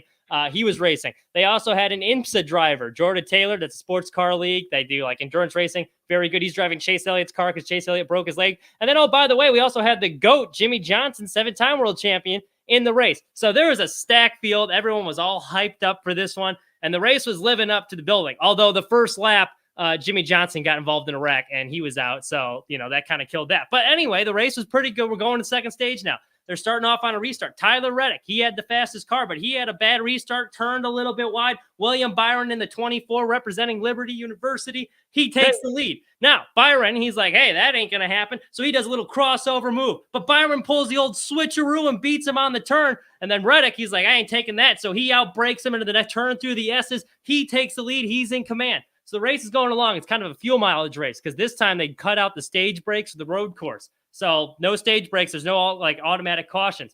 So late in the race, Reddick clearly has the fastest car. He's in the lead out front. The problem is he's short on fuel. So they're like, hey, you got to save fuel, start lifting on the corners, everything. So he's starting to slow down. Meanwhile, the two Trackhouse cars, Daniel Suarez, my guy, Ross Chastain, they did have enough fuel. So Ross is closing in on them, trying to keep it close. Then Suarez comes out of nowhere. Suarez bumps Ross Chastain out of the way. That's his teammate. Puts the bumper on him. He's like, beat it. I'm taking the lead. So now he's in second. He's trying to run down Reddick. He's about to catch Reddick because he, like I said, he has the hammer down. Reddick, he's trying to save fuel. So it's looking really good. But all of a sudden, a caution comes out. Back of the field, they have to stack them back up with 10 laps to go. Now, during this caution, right before it, the little weasel, Kyle Busch, like the sneaky guy he is, he fueled beforehand because he was down in 30th running in the back. So he's like, hey, listen, I probably can't win unless there's a caution. So I'm going to fill up now just in case there is one. So because there is one, all the other cars go to pit during the caution. He shoots up to the front of the field. So they do their first restart with 10 laps to go. Another caution comes out. There's a big crash. They got to restack them. So it goes to overtime. Green, white, checkers. So they all try to funnel into turn one. They're going like 5 cars wide. It can really only fit 2 cars. Everyone's getting jostled around. Another caution comes out. They got to stack them back up again. Everyone's like, what the hell is going on here? Kimmy's in his car. He's like from France. He's like, I don't know what's going on, man. I get hit from the left. I get hit from the right. I'm getting hit up the ass. This is not like Formula One. They're going too wide. I don't like this. No good. He goes in. He gets hammered again, eaten up once again. Cars crash. Another restart. So they got to go to a 4th overtime. So now this final it's the 3rd overtime, I should say. 4th cautions come out. It's taken 45 minutes to try and finish 2 laps. At this point, it was a great race, and now it's turned into a complete embarrassment for the sport. It's kind of like if you had a party, because they have all these international drivers there. You're throwing a really good party. You have all your friends over. Great race. And then everyone gets drunk at the end and starts fighting and, ruins it. That's basically what happened. Just a bunch of these rednecks fighting in front of the Europeans.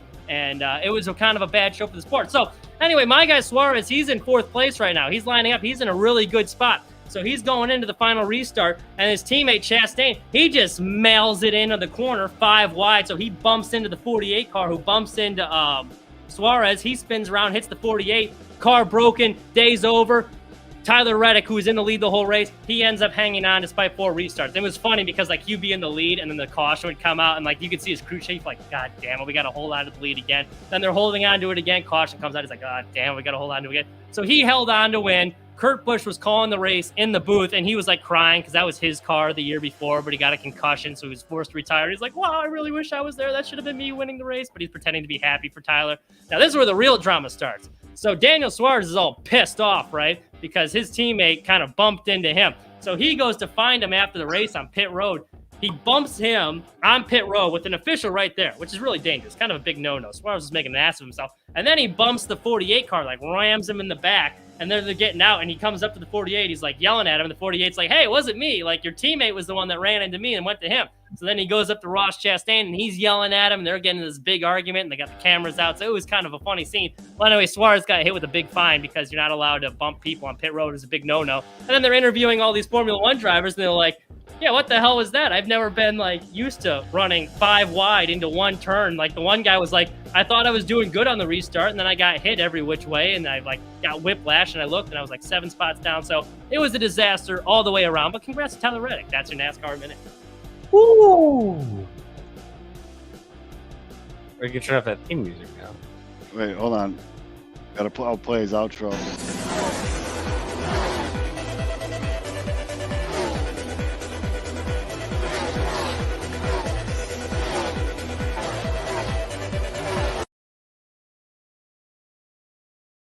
Yeah, the Formula One not happy.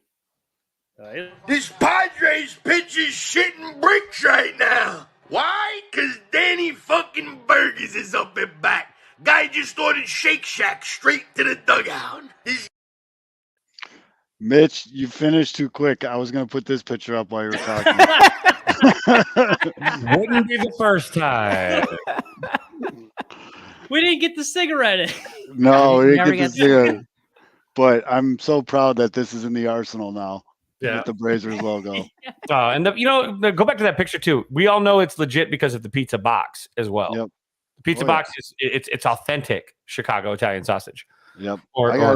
Well, Damn it. well, I excuse me. have a bunch of pictures from this week that I saved just for this moment. I just forgot to upload them all. But I was trying to do them as quickly as possible. Next week. But I couldn't get this one in there as quick as that. If had that one have come up, it probably would have thrown me off. I ain't gonna lie. But the guy with the turgis pants, I kind of paused a little bit there, plowed through. Much like Ross Chastain during restart, we just barreled through full send. Do we have draft grades? Oh yeah, let's look. Shit, let's go. I'm gonna refresh the page because it usually puts it on the page too, right? Like, all right. Draft analysis? Yeah, let's see. Draft. No, Anything that posted ain't it. yet? I got that's the Draft draft results? results. Nope. Overview draft report cards. Oh, that's mock draft report cards. Damn it. Yeah. I think you gotta wait a day, don't you? No, Yeah, it usually comes out the I'm next usually morning. on my way home. I'm usually on my way for my fantasy draft for football. Then it pops up. Like I'm usually at a stoplight. I'm like, yeah, bitch, I'm gonna win. Finish 7th. Let's see here. Go back to team overview because it'll pop up for everybody eventually. Like once it pops up for everybody. But we might have to. Oh. Man. So happy opening day, everybody.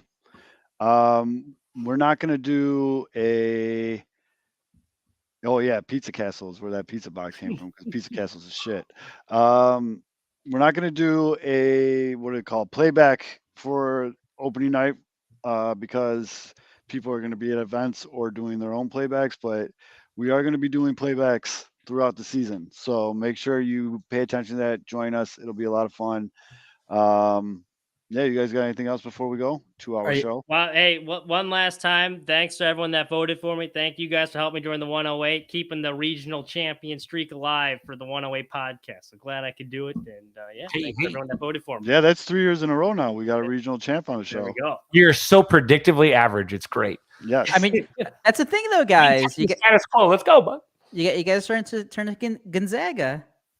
Like, before it was like, the Cinderella team, but you guys keep getting to the Elite Eight. So, well, we already got people are making waiver moves already. Lance McCullers got dropped.